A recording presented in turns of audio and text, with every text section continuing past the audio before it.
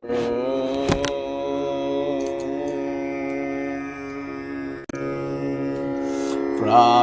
smarami hridi samspuradatma tattvam Satchit sukham paramahamsa gatim turiyam Yat swapna jagara shushuptam avaiti nityam Tad brahma nishkalamaham nacha bhuta sangaha Pratar bhajami manasa vachasamagамyam Vacho vibhati nikhilaya tanugrahena Yanneti neti vachanarnigama avocham Stam deva deva machamachutohuragriyam Pratar namami tamasa paramarkavarnam Purnam sanatana padam purushottamakyam Yasmin idam jagadasesham aseshamurto Rajvam bhujam gamaiva pratibhasitam vai Rajvam bhujam gamaiva pratibhasitam vai. At this moment, I remember that resplendent reality which shines in the lotus of the heart, which is the eternal witness of the waking, dreaming and deep sleep states. That indivisible Satchit Ananda Brahman am I, not this bundle of matter. That consciousness, bliss absolute am I, the refuge of all the knowers of truth. At this moment, I praise that which cannot be praised, that which is beyond all words and thought, and yet in whose light and by whose grace shines forth all words and thoughts. That one which is only ever spoken of indirectly in the books. I praise that one, the primordial, prior to all experience, unmoving, unchanging reality.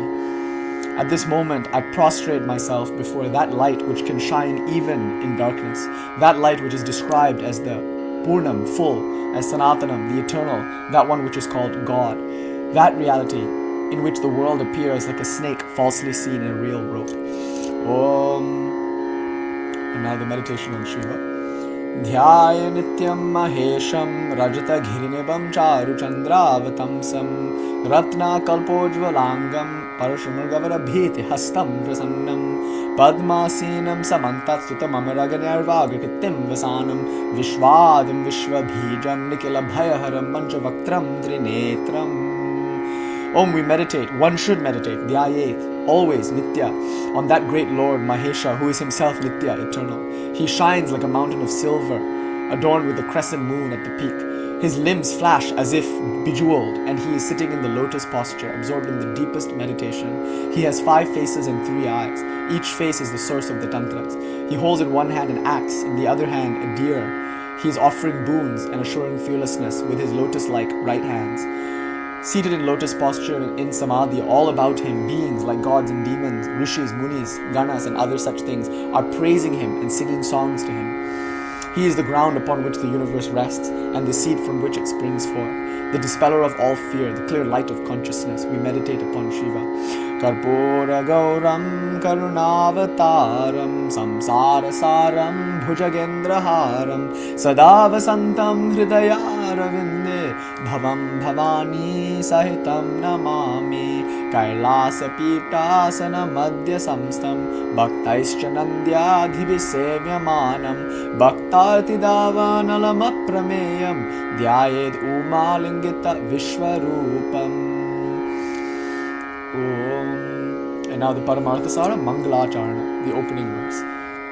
Param parastham gahanadanadim ekam nivishtam bahuda guhasu sarvalaya sarvacharacharastam tvameva shambhu sharanam prapadye tvameva shambhu sharanam prapadye. Om Ganganeshaya Namah. Om Shri Gurave Namah. Om Shanti, Shanti, Shanti, Harihi Om. That's it. So today is Bhairavashtami. It's the 8th day of the waning moon. So maybe we'll say a few things about Bhairava later. We can look at the worship of Bhairava. Maybe we'll just consult a Parati for a few moments. Because, as you know, like new moons are important for Kali. Full moons are, of course, very important in the Sri Vidya tradition because this Saubhagya Dehi Devi, she's resplendent and full. So the Purnatva is emphasized in the full moon period. But the Shunyatva, kind of like this all-devouring void who is full through emptying out, through destruction, through dissolution. That's described by the new moon. So in Abhinavagupta's Padatis, you'll see that he regards the same goddess in two phases, and he presents two different bija. One bija, the para bija, is for the goddess as the full moon, resplendent. And the other bija, which is a very esoteric Kali bija actually, it's not quite the one that we hear about often. And it uses phonemes that you'll find in the classical non-dual Shaiva Shakta tradition are a bit different from the popular mainstream phonemes that we typically hear. They're a little subtler, I guess you could say, and we can go over them later when we look at the Padati. But he gives a special one for Kali as the new moon and a special one for Para as the full moon. But at no point does Abhinavagupta admit that these are different goddesses. That's the important point. Like, there's no sense in saying the full moon is a different moon from the new moon. That's what it sounds like, by the way, when people assert a pantheon of goddesses that are all distinct from one another. And they're like, oh, I want some wealth, and Lakshmi is associated to wealth, so let me go to Mahalakshmi and then let me ask her for money. I can't go to Kali for that, because with Kali, she has no pockets, she lives in the cremation ground. I can't pray to Kali for that thing. To some extent, they're right. Like, obviously, these are two expressions of the same goddess, and one expression might be more appropriate for one kind of endeavor and the other for the other. Like, so if you're interested in Bhoga, maybe there are certain deities who are more likely to give that to you. But not that they are different deities. They're just that same deity in that particular mood or phase. We call it bhava. And so when she's in that phase, it makes sense to ask her for Bhoga. And when she's in another phase, like when she's in a different mood, at a different time of the day maybe, then if you ask that same thing, she might not like it so much. She's just not in the mood to grant that. So she might grant something else. And if you know what that particular bhava can grant, it makes sense to align your intention and align your sadhana with that. So it's not to say that there isn't any value to distinguishing different bhavas. Otherwise, why would we have so many different bhavas? But it's incredibly presumptuous to say that just because there are different bhavas, they are therefore different deities. Just because the full moon and the new moon look different, they are now suddenly different moons. In this earth, we have but one moon. And that one moon can appear full and can appear empty, until we realize that fullness and emptiness are ultimately just the same thing, looked at from different points of view. And you can see the new moon is like transcendence. It's darkness beyond all forms, which shine only in light. The full moon is immanence. It's a light that reveals all forms. So the forms appear and the forms disappear. Pralaya means the dissolution of all things, and Shrishti means the appearance of all things. But whether things appear in the eldritch lunar radiance of the full moon, or whether they are consumed and disappear, as indeed that's what it looks like in the village when there's like no light sources and the sun sets, it's like so dark that you can't even see your own hand in front of your face. It's almost like falling asleep and entering into deep sleep. With your eyes wide open, you look at the world around you, which only a moment ago, before sunset, was filled with forms. And now, before you is a vast immense of darkness, with forms there only in potential, but in your experience, not actualized. So that's the new moon. It's an experience of reality. We call that transcendence. And the full moon is again an experience of reality. It's called immanence. But if we express that immanence and transcendence are separate, or if we express that Kali and Lakshmi or Kali and Para are separate, in that moment, we've committed an error. And it's as simple an error as saying that there are two moons when in fact there are two ways of looking at the same moon. So then, the goal of the sadhana seems to be to reconcile these two seeming opposites, transcendence and immanence. Once I was doing a retreat in San Diego with Swami, who was very obviously known for his Advaita Vedanta. He's a Kerala Advaitin. And we were having some debates and some moderated talks and things about, it was kind of cool. It was about AI and stuff like that. But anyway, after a particular forum, we were sitting, there was a moderated panel or whatever, and then at the end of that, the Swami comes up to me and he says, the thing about this Kashmir Shaivism is that you're trying to reconcile two things that don't go together. Mind and consciousness, world and God, matter and spirit. Like what Advaita Vedanta does, as we talked about last week, is that it reconciles the duality by erasing one of the two paradoxical elements. So there's God and there's the world. You don't have to reconcile the two of them if there is no world. And that's the burden of Advaita Vedanta, to show you that the world is not something that needs to be reconciled or come to terms with. The world is something to be dispensed with and dismissed as an illusion. Ultimately, the world is nothing but Brahman. But if I'm seeing Brahman as the world, like we said last week, I'm in avidya, ignorance. And that ignorance, notice, is of the nature projection, superimposition. That's the beautiful thing about the Advaita Vedanta tradition, is they offer more psychological, grounded explanations for what they mean by illusion. It's not enough to say void or illusion or error. What is the nature of that error? What causes me to make that error? And the answer is so simple. Avidya is essentially adhyaropa or adhyasa. Adhyasa means to project. More or less it means that. So if I say vikshepa, I'm distracted. The reason I'm distracted, vikshepa is one of the obstacles to mastering non-duality. The reason I'm distracted or scattered is because I see many things. And if I see many things, my concentration, my presence will be distributed over those things. So the feeling of like stress, or the feeling of being overwhelmed, or the feeling of anxiety, all these psychological things that we suffer, and we call all of that samsara, all of that is because I'm experiencing a world of many things. And by the way, many things doesn't just mean many objects in space appearing before me right now, like during the full moon's radiance, but it also means many points of reference throughout time. So there's a beautiful Black Sabbath lyric that I like in Volume 4, and Ozzy there says something like, "I've seen the future and I've left it behind." What a beautiful line. It's like, okay, like there's a future, but that futurity is the mind's ability to abstract into a moment that hasn't yet arrived. And past is like the mind's ability to conjure up scenes that we are committed to as real. So a lot of times we know our memories, they're more or less corresponding to things that happened to us, but I think emphasis on the less, right? There are all these great psychological like studies in the Western academia on memory. And I think Loftbus paradigm, that might be one of the most landmark experiments in this field. And there they like, it's the first time we heard as a culture about like gaslighting and the mechanics of gaslighting. And there we found that if you take a bunch of people and you subject them through certain procedures or whatever, it's very easy to get them to remember something that never actually happened. You know, so like just like all of them said that they saw a stoplight or something. I forget exactly what the details of the experiment were, and I don't know how it was reviewed and received by the scientific community at large, but as far as I know, it's a pretty credible study, and what it shows in terms of results is that it's easy to misremember. It's easy to like create false memories, almost, and this is my conjecture, leading to the conclusion that memory is artifice of language. Like it's the way that we frame things that happened, or it's our selective remembrance. So for example, if a relationship ends and it ended terribly, even if that relationship was really good for years and years and years, there's a tendency to read the entirety of the relationship based on the final experience that you had. So again, like in learning studies, there are these, again in Western academia, this idea that like what you start a list with and what you end the list with are the most important things. Because often people are most likely to remember the beginning and the end. Even if your mind can only hold 7 items of memory at a time, there are these like hacks, right? Like it's like they study the limit of the average human mind's memory. That wouldn't apply to all these like Vedic children in South India who are learning to chant the Vedas by heart. Like they can, that's different. They're in a whole different category of memory. But you know, after all the alcohol and nicotine and consumer capitalism, I think the modern day individual is only able to memorize like 7 items on a list, 7 or 8 on average. But they found, I think in these studies, and I'm sorry, I'm not referencing any particular study here, I'm just generally speaking on my ass. But from what I remember hearing is that the studies show that people are only able to hold 7 or 8 things, except there are these like hacks. So the first thing and the last thing are obviously more memorable. And if you put something in that list that's like weird or bizarre or that doesn't really fit in the list, like say you have a list of fruits, like try to memorize these fruits in this order: apple, orange, banana, dragon fruit, peach, like you know, like blueberry, something like that. Like I do a list. Dragon fruit's likely to stick out. It's not a common fruit, or like passion fruit or dragon fruit or mangosteen. If I said mangosteen in that list, some of you don't even know what that is. The mangosteen is not like a fruit that you expect to find in this country. So it sticks to you. You're like, oh, what is that? And the brain sort of registers it more seriously than anything else in the list. So the first and the last thing are very important. And notice how memory is determined by some of these. Oh hey, Nitya.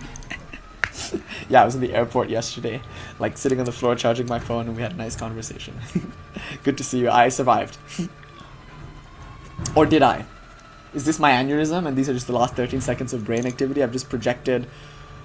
Yeah, sometimes I dream about giving talks and hosting satsangs and things like that, so I don't actually know if we did a satsang last night or not, because for me we did, but I don't know what your experience was. I think Janae or somebody in the chat was like, I think he just dreamt that he did a satsang and I hope it was great and that everyone in the dream satsang was benefited. I'm like, they were. I don't know what that has to do with you, but it was good. It was a really good satsang tonight.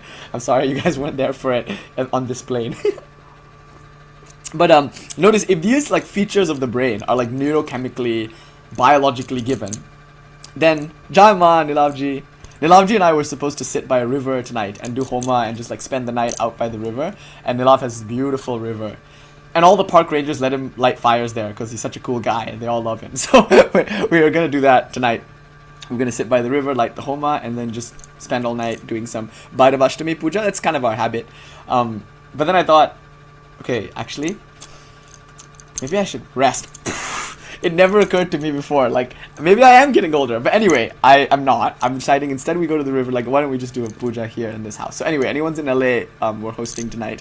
It's the apocalypse, right? Like, I don't want to sleep through the apocalypse. There's going to be great lights and colors and going to relish the screams and whatnot. You know what happens in Westwood? I live in like this college town, and towards the end of every semester, like spring or winter or whatever, like they do finals, right? They have exams and things like that. The kids, they're same age. And then what happens is at the end of the semester, when they get to the end of finals week or whatever, at midnight they all just start screaming. So the whole like space explodes with the sound of kids just going ah, and people come and visit me sometimes, and around midnight they're sitting here and then they hear all these screams, and I just love to see their face. And I love doing the puja like around 11 p.m. ish. We start the puja, and then by the time Ma Kali is invoked, it's just nice to sync it up with the screams. So Ma's jackals all howling. My god. So anyway, notice like there are moments where we dream things. It's possible that the mind then takes that dream and interprets it as a happening. Or something happens and the mind like forgets about it and pretends like it was just something I imagined. So it's finicky, to say the least. Like memory is really finicky, and often things don't quite happen the way we remember that they happened. That's an important fact to like keep in mind. And also the futurity is abstract. It's permeable. It's like totally subject to any number of variables. And so it too is not a fixed reality. But because we have memory and because we have futurity, we can then in our mind create many points of reference for thinking. We can think about the future, we can think about the past. And then if we attend to the present, which doesn't really exist, by the way, the present is like this like moving abstraction that we call our experience of futurity and pastness. But if we're like really quote unquote being here now, that doesn't solve the issue either.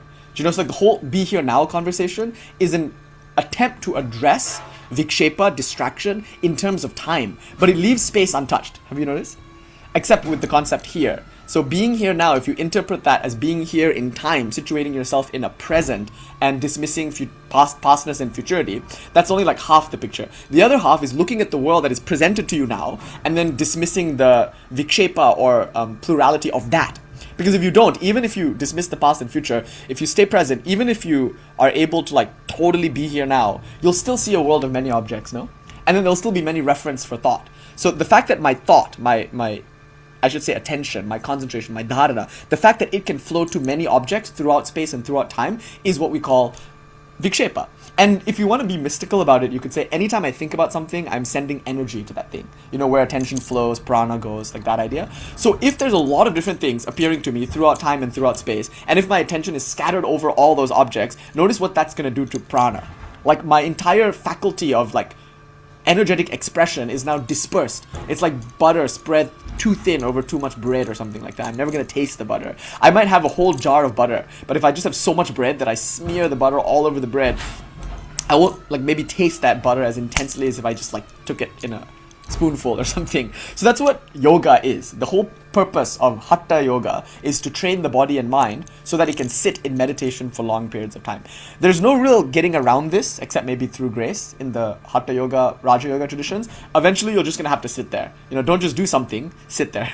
And what does that look like? It looks like training the mind to keep one thought in its view at the expense of all other thoughts. That's essentially more or less what yoga is. The process of yoga as a means, as an upaya, is to concentrate. And concentration requires an object of concentration. And steady, uninterrupted concentration over a period of time on one particular object is called yoga. And when that's achieved, then only we say we're meditating. Dhyana. Dhyana is when the mind flows like you know, to use the scriptural metaphor par excellence here, the mind flows like an unbroken stream of oil towards one object of thought. And it's not at all important in the Yoga Sutra, in the Patañjali Yoga kind of world. It's not at all important what that thought is. You know, you could say like, okay, like there's a sort of disclaimer in the Patañjali Yoga Sutra. It says that it's better to think of things that are spiritually inspiring because you tend to become what you think about. So if you spend a long time thinking about a certain thing, you might imbibe the qualities of that thing. To that extent, I think the yoga tradition will admit the choice of object is important. But, you know, that's kind of a secondary detail because so what? I'm imbibing the qualities of a thing. Like, it's okay. It's no big deal. If I think about a flower, maybe I'll become fragrant like a flower or something. If I think about a rock, maybe I'll become solid or still like a rock. Everything in nature seems to express a certain kind of quality, a guna, which you can interpret as spiritually nourishing. So you can meditate on anything, a mountain, a rock, lotus flower. In your mind's eye, you can visualize a rose. It doesn't matter as long as you keep that thing there. So it could be, again, just light or just some abstract symbol like Om even. Patanjali Yoga Sutra presents Om. Or just the breath, like Anapanasati. The early Buddhist training on meditation is breath awareness. And again, it's not about being present. That's an important point. I mean, it's not about being present, but it's about concentration. the whole Anapanasati yoga Buddhist tradition is just Yoga Sutra, but their object is breath. They're not visualizing something, they're just being with what is already there, expressing some of the naturalness and easeful oriented teachings that we might attribute to the Buddha. So having said that, I don't think the Patañjali Yoga Sutra will police your choice of object, but they will say it has to be one object over a long period of time. So it's static meditation. So in this meditation, while it doesn't matter what you think about, it matters that you think about it only, exclusively. So the goal is to generate a vritti. Vritti means a mind wave. And with that vritti, you subjugate or suppress. The word is nirodha, which in English might translate to like repress or suppress or stamp down, if you will, all other vrittis. So if I'm thinking of like the rock vritti, then I'm so invested in that particular mind wave that other waves don't have a chance to rise up. If they rise up, they will be subsumed by this one thought wave. So that's what concentration looks like. If we're going to be mystical and try to explain the mechanics of concentration in a more cognitive and more grounded psychological way, we would say it's this. Yoga is a psychological practice, meaning it's using the mind, and it's using a particular function of the mind called will or called concentration. Now, this reflects your desire alone. Like the sankalpa or the intention to stay with one thought is the operative principle that allows you to do so. So if I wasn't interested in staying with one thought, then it would be easy for my mind to jump to something in the past or something in the future, or to jump to the various variegated thoughts that I can have about the now. Like there's no chance for me to stay with one thing if I don't first decide that I want to. Then that's the problem with yoga, is that we're not explaining in many contexts, like yoga teacher trainings and whatnot, in many contexts in which yoga is taught, there's no real explanation as to the value of staying with one thought or concentration. So then it becomes this sort of like cheap mindfulness thing where you just sit and breathe for a while and like relax. I think that's valuable, obviously, but that's called resting, my dear. That's called just, which I'm starting to learn more about as I get older. As the body gets older. But like, it's just resting. Like, if you're gonna call resting meditation, and then you tell everyone that you meditate twice a day, morning and evening, it's no wonder that after 40 years you don't have much to show for it. Maybe you're just a little karma or something. I meet a lot of people and talk to them about their meditation practice, and in cities all over this country and all over the world, again and again I hear people say that they have a meditation practice, but what that looks like really is in the morning and in the evening, they just take a little time for themselves to sit and rest and like ground, so they'll breathe a few times and focus on their breath, or they might light some incense or light a candle or something and just like sit at their altar, which is so nourishing and so beautiful. But I don't think from the yoga point of view that qualifies as meditation. Again, meditation is up for interpretation. Like you can interpret that word in so many different ways, and all traditions are valid and all interpretations are valid. They all serve the sadhaka or the sadhvi, the spiritual aspirant, in different ways. But now I want to be very specific as to what we mean in the yoga tradition about meditation. It's not just resting. It's not just like feeling easeful or breathing. It's actually a very effortful activity, because it's hard to keep the mind on one thing. So to do it requires first the samyak drishti, to use the Buddha again, the right view that meditation is about concentration. But it doesn't matter if you don't have samyak sankalpa. And you're only able to have that intention once you have this drishti, this view. Once you know what meditation is and what it's for, then you can generate interest in it. So generating interest is like the big deal here. I think that's the way I'm choosing to translate sankalpa. You do what you're interested in doing if you give yourself permission to do it. So if I'm interested in concentrating, only then will I be able to concentrate. The degree to which I can generate interest is the degree to which I'll be able to concentrate. So that's why in the Yoga Sutra, there are these lines about like intense practice, moderate practice, light practice. So the, what's the word that they use? Tivra, right? Is that the word? I forget what exact Sanskrit word is there in the Yoga Sutra, but I think it's Tivra or something. It's Tivra or Manda or something. Tivra means intense. Tivra is like the word describing a very strong sankalpa, allegedly. So if a person just locks themselves up in a cave or in their room and endeavors to meditate and resolves not to come out until they have achieved concentration, allegedly they would achieve much faster than someone who just meditates twice a day here and there and doesn't sit for that long either. Like if you're sitting for 20-30 minutes, that's good. It's better than nothing. But it represents, I think, waning or rather a flagging interest. Someone who sits for 5 or 6 hours, that's an interested person. And notice that's the same for when we listen to music, or if there's a band that we really like, a record that we're really invested in, we might sit there and listen longer. But if we're like just listening casually and we're not that interested in the music we're hearing, it's just kind of background music, either we're not fully present with that music, we're not enjoying it quite as much, or we just don't listen to it quite as much. Like if we're really there and listening to something that we care about, whose effect on us is generating interest, it's easy. 5, 6, 8 hours just go by like that. So a person who sits and meditates for 8 hours, it's not effortful for them because they have this interest. but it's still a kind of effort that they're expressing as an expression of that interest. So the interest is everything. And arguably, how will you have interest without knowledge? So vidya, understanding what yoga is, leads to sankalpa, the intention to do yoga, to practice yoga. And then one practices. And Swami Vivekananda, in Raja Yoga, where he explains yoga, he says so beautifully that like you can be a perfect yogi in 6 months. Quite the claim, right? So a lot of us think like, oh, it's going to take a lifetime of practice. What nonsense. Does it take a lifetime to learn Spanish? Well, yes. Throughout a whole lifetime of learning Spanish, your understanding of Spanish will, of course, deepen and deepen and deepen. You'll be much better and much deeper and much more intuitive at the Spanish language at age 80 than at age like 18. But if you started learning Sanskrit or Spanish or English or something at age 12, it's possible, right? By the age of age 18, you become fluent. So too with yoga. You can learn samyama, you can become fluent in yoga with just 6 months of intense practice. And the intensity here is the key. So in the Yoga Sutra, they stratify the different kinds of practitioners without any kind of judgment whatsoever. It's just like, if you practice this much with this much interest, you'll achieve much faster. This kind of practitioner, Swami Vivekananda says, like literally, can do it in 6 months. How interesting. But again, the whole thing is just concentration. So the practice is you sit there and you take a posture that allows you to concentrate better. There's a whole like Hatha Yoga logic and mechanics around this. Like Swami Vivekananda, he also expresses that high thoughts or like lofty thoughts will never come if your spine is not straight. Isn't that interesting? It's a physical claim. It's like if you're not sitting with a straight spine, arguably it's hard to like have the energy in the pranic body flow in such a way as to correspond to high thoughts. This gives us another insight that thoughts and prana are related. The flow of thoughts represents the flow of prana, but each thought itself has a certain pranic charge. That's why, like when we give lectures like this, they can be very nourishing. You know, Swami Vivekananda used to speak for like 5-6 hours at a time, sitting under a tree out in the Greenacre, right? Like outside of Boston or something. Yeah, we'll talk about that in just a bit, like substitutions and things. But like in Boston, and Anahata Devi has a beautiful question here, which I'm so excited to get to, which is like how we get samadhi from concentration, like how dharana and dhyana become samadhi. That's a mysterious thing, and Anahata is right to point out that it seems a bit weird. Like if we're going to concentrate on one thought and samadhi is no thoughts, then how does concentrating on one thought lead to a state of no thoughts? The lucid deep sleep, like we said last week, called samadhi. That's an important question. We'll come to it in just a bit. And we'll come to issues of straight spine in just a bit. I'm not offering my own opinion here. I'm just like saying that like there are masters like Vivekananda who have asserted that you can do it in 6 months.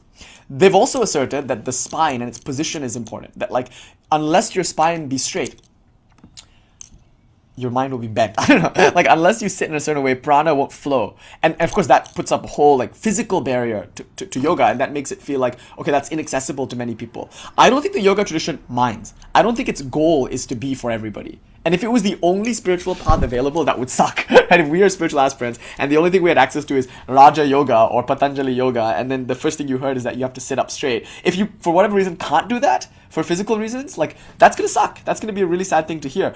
The Patañjali Yoga Sutra, though, is not catering to our needs. It's just addressing a general audience, and they're quite clear about it. They're saying that like posture is important, but they don't exactly say what kind of posture. It's enough for them to say stiram sukham asanam, as long as you're sitting comfortably, but also with firmness, meaning with a certain kind of physical integrity, which they don't really comment upon, at least not in the sutra. Of course, the commentaries will.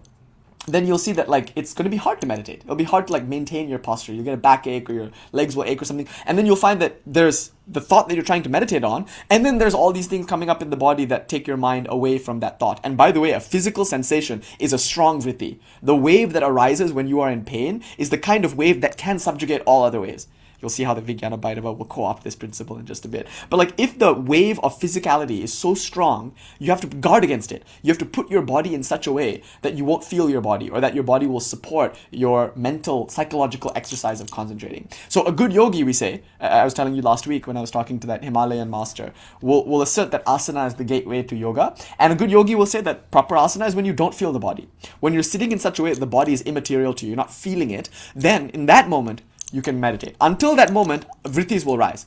Like just the feeling of the body is itself a vritti. And often it's a lot of vrittis. You know, it's like the thing about the body and the sensation of the body is that you can't really control for it if you haven't done the training. So like what will happen is you'll feel a lot of different sensations at a lot of different times. And then again, vikshepa, distraction. The mind will be scattered.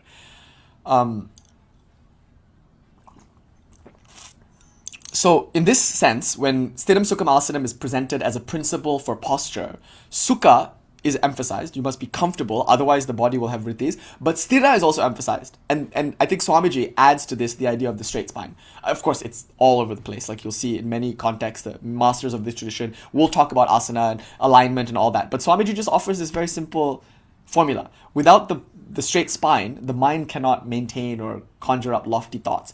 And the argument here is because the thoughts are units of prana. Prana flows as thoughts and attention flows, but thoughts themselves as objects, thinking of them now as nouns, not as verbs, those thoughts, not thought currents, but the thought itself, if you want to freeze that picture in time, which is impossible to do because all thoughts are really flowing, but if you take any one thought, you'll see that it has a certain quotient of prana. Some thoughts are higher prana, some thoughts are lower prana. So, before we would sit down for a pravarchana or a discourse such as this when we were kids, it was important to our teachers that we took a bath, that we wore fresh clothes, that we came at a certain time of the day, like early in the morning or often late at night when the mind is more interiorized. And then you would see that all the students would be sitting with like yogic postures, as if when they're listening to the lecture, they're priming their body and their mind to receive more of what is said. Because they know in the cultural trajectory of this tradition, they know that like these ideas are high prana ideas, and if they're like slouching or if they're like sitting in a way that doesn't enable them to hold that prana, then they won't really learn. The energetic exchange is happening through the thoughts actually. If I say something and express a particular thought, and if you're able to understand what I'm saying and then have that same thought in your mind, that's the transference of prana. You see, I'm not speaking in mystical terms here, although I kind of am insofar as I'm indicating this prana, this energy that's not like totally verified in the academic, like biologically oriented neuroscientific tradition. But I'm trying to offer a more cognitive psychology view here, where it's like learning looks like this. If I have a certain thought, which I got from someone, my ability to transmit that thought to you will be based on the extent to which I can grok that thought from my teacher. So therefore, we sit and prime ourselves for the thought, and then once the thought comes, I'm only able to transmit it if I can maintain it, if I can maintain that structure or that energetic level. And then from there, I present the thought, like in the context of this conversation. Now, your job as you receive the thought is also to receive the prana, which is the thought. The thought is constituted of a certain kind of prana. And not all thoughts are of the same prana. That's why in some conversations, you get certain thoughts and you feel depleted. In other conversations, you get other thoughts and you feel nourished and inspired. So the degree for the thought to change your state, to either bring you into a higher energy state or a lower energy state, is why we discern between this book or that book, this person or that person, this place or that place, this conversation or that conversation, this practice or that practice. It's all about which practices nourish us, and that's going to be different for different people at different times. One thought with a certain amount of prana might be too much for a certain individual, and if they try to hold it, it will deplete them actually. Their body cannot handle that energy. They might even get physically ill. There's another instance in Thousand Islands Park where Swamiji is giving a talk, and there's a woman there, Miss Dutcher, and she's the one who owns that place actually. So she invited everyone to come out, and 12 or so students, never all 12 at the same time, but overall 12 students would come and sit with Swami. And it was a small group, one Swami, 12 students, and they would live together for a period of few months and just study every day. Morning and evening, there would be lectures, they would go on walks. It was very beautiful, casual, and very inspired time for Swami Vivekananda. He, in one letter, said it was his best work. The cute thing about Swami Vivekananda is he says that a lot about a lot of things. He says that about karma yoga, which is his main message to the world. He says that about Thousand Islands Park. He says that about London. But for different reasons, he feels like this is his best work, because here he acquired Sister Nivedita and the Sevier. So therefore London was the most important thing, because it was the people in the UK that were like real workers for the Swami. He has so many letters where he expresses his gratitude for the American public because of their openness. And then he says the UK public that he was lecturing to were not as open as the American public. Like they were not so ready to accept ideas right away. The American public, to their credit actually, are so guileless that whatever you tell them, they'll believe. They're willing to believe it. And partly it's because it's a new nation. A lot of people who move to America and their like generational experience in America is like really articulating a new sense of identity. A lot of them left behind the religious structures of their past. Irish people, Italian people, Jewish people, African Americans, like the African culture, the Italian culture, the Jewish culture, the Scandinavian culture, these were all somewhat forgotten, because these were people in many ways who were like rejected and ejected from their cultures. So they arrive in America and they're excited for a new start. And this is what it looks like. A new start is a space in which Mormonism and Scientology and like Christian Science and like all sorts of things, like it's in America that strange religious movements start, and that's to the credit of Americans. They're just like so like willing to believe things. I had an April Fool's joke some time ago where I had a group of people here and I was just like saying a bunch of really obviously nonsense things just as an experiment, and everyone was like, yeah, like they're just accepting it. And it's scary, right? Because like as an Indian man, like in this country, you can get away with quite a bit, I've noticed. You can say quite a lot of nonsense, ridiculous stuff, but if you have the right turban and the right accent and the right beard, it got worse once I grew the beard out. Then I'm starting to like conform to like cultural concepts that are very prevalent in America since the 60s and 70s about what a spiritual teacher should look like, which by the way is a big part of our effort here to disrupt, you know. So if I'm like smoking and drinking and eating meat, again, that's interesting because like a lot of those teachers would do that too, but that was a very important thing that they hid. You know, you have to have a special basement for your, you know, Western materialist smoking and drinking and whatnot, because that was not spiritual. What is spiritual is, first of all, being Indian, having a slight accent, second of all, having a turban and a beard or whatever, and such a person can get away with quite a bit, you know? So a charismatic, outspoken individual can say quite a lot in America and be believed. And so Swamiji felt like that was to the credit of Americans, right? It's like, yeah, I know. Sonu is saying, if somebody asks you why you wear a bindi, you can supply some of the craziest explanation and they'll be like, I see. Sometimes I travel with my yantra, and then at the security at TSA, they almost always take the yantra, which makes sense, of course. And then we almost always have a conversation about it. People like look at it, and once they see it, they realize like, oh my god, like this is something, and they look at me and they're like, what is this? And I'll say, it's a religious object or something. And there's always a lot of reverence and respect around that. Religion is, of course, a very sensitive topic everywhere in the world. And I think people have developed a certain kind of sensitivity to it. Most people, anyway, who are, you know, somewhat educated or somewhat, I wouldn't say educated, it's the wrong word. Many very educated villains in the world. It's not quite the word I mean. I just mean cultured also maybe is not quite the word. That's too urban oriented. You know, people with sensitivity, I guess you could say. Like when they see a religious object and they don't understand it, they're often respectful around it. And I think Americans have that sort of respect and reverence for ideas because they're a new nation and they're very receptive to new ideas. And of course, because of the influence of like Emerson at Harvard and the influence of Thoreau and all that. Like there's like a whole transcendentalist, Whitman, for instance, the whole transcendentalist movement that occurs in America, which I think makes the American mind susceptible to certain ideas. But here's the thing though, like what Swamiji found was that although Americans were very quick to accept ideas, the whole thing was also quite sensational. Like they would hear a new idea and they would love it, and next week there would be a new idea that would fascinate them or capture their attention. They'll forget all about the old idea.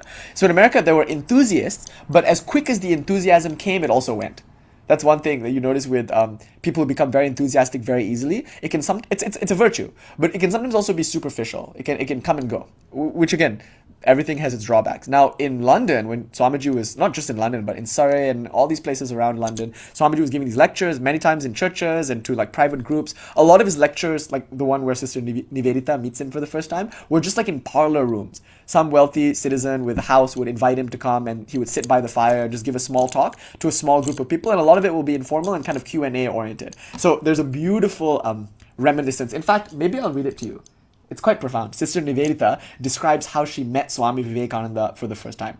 Do you want to hear it? Let me just like read it now, just so we can like set the scene and you can see what Swamiji is doing in London, speaking to a small group of people who, notice, were not at first as enthusiastic as the Americans. But according to Swamiji, he said something to the effect of, once the English person gets hold of an idea, they never let it go. In the other words, that like they're slow to take the idea because they're suspicious of it and careful about it and they consider it. But once they get it, once they receive the idea, then they're willing to see it through to its logical conclusion. And Swamiji, in one letter, you know, he said something interesting. He said, this is the secret to the imperial might. Because at that time, India is subjugated by the British. And so I should read you this other letter where Swamiji says, I think it was a closing address when he was leaving London, everyone threw him this big party. And that's when he said famously, I might find it good to get out of this body, but I will never cease to work until the entire world shall know that it is one with God. That's a big Swamiji quote that people quote a lot over the past however many years, hundreds of years, people have been quoting this. But he said it, like many of his things, in this offhand, casual way to someone at a party, you know. So that wasn't really included in his speech. That was just something he said to somebody. But in that speech, and I think there was a letter even that expressed a similar idea, he said something to the effect of, like, no one landed on British shores with more hatred in his heart for the British people than me. That makes sense. As a patriot, as a lover of India, he doesn't want to arrive in the country of the conqueror and be like a pushover. Like he resented that people were imitating the British and like sacrificing their own ideals because they were appreciating the might, the imperial might of the British. And if you have the right guns, then your theory and your theology and your philosophy is correct. So Indians are very quick to accept Indian philosophy because they're fascinated by Indians were quick to accept Western materialist philosophies because they were impressed by the material power that the English had at the time and its ability to like rule the known world.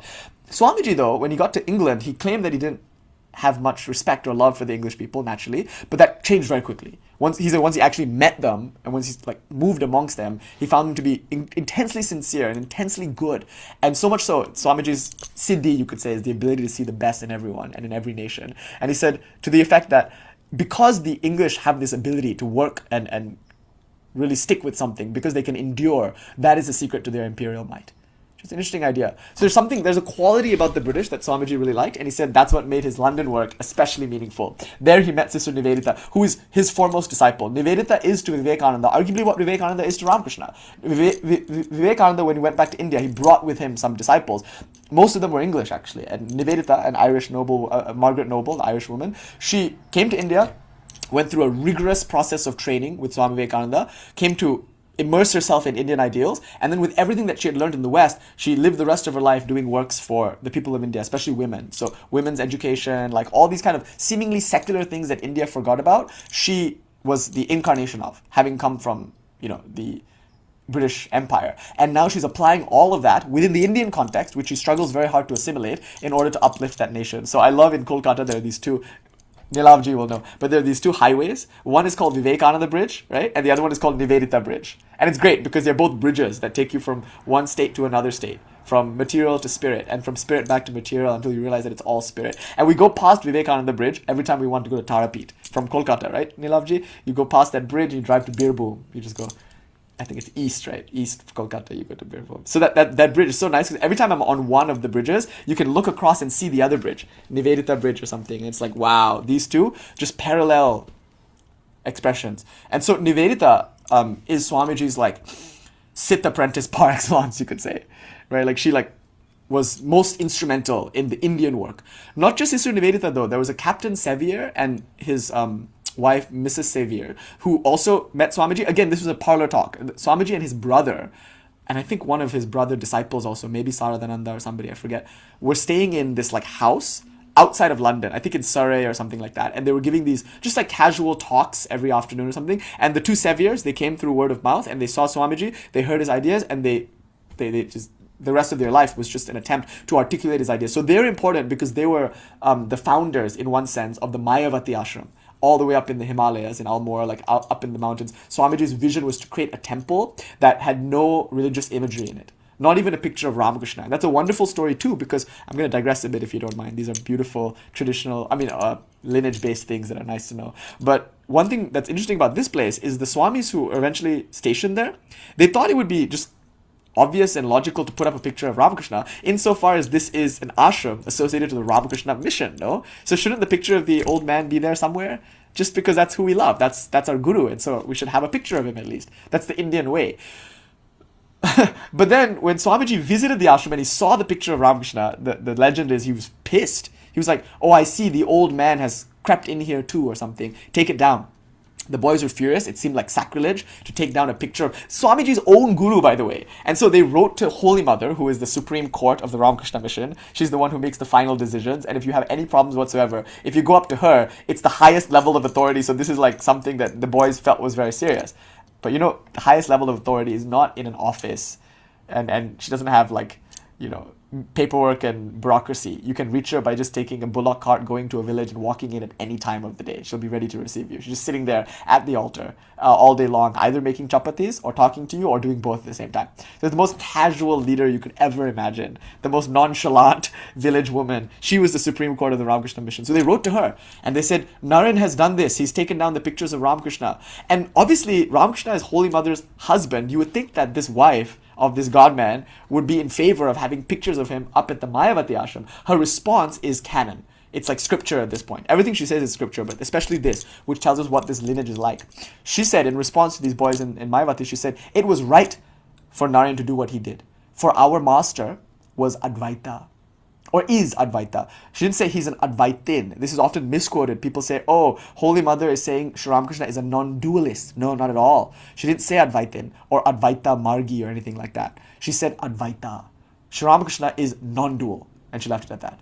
Meaning God is non-dual. Our view is Paramadvaya, the view of higher non-duality, which includes duality and qualified non-duality, not as invalid, but as part of a larger experience of God, which can be infinitely experienced as dual, as non-dual, and this is why we say it's non-dual, because it doesn't even make a distinction between duality and non-duality. Anyway, all of that aside, theology aside, Mayavati was founded by the Saviors.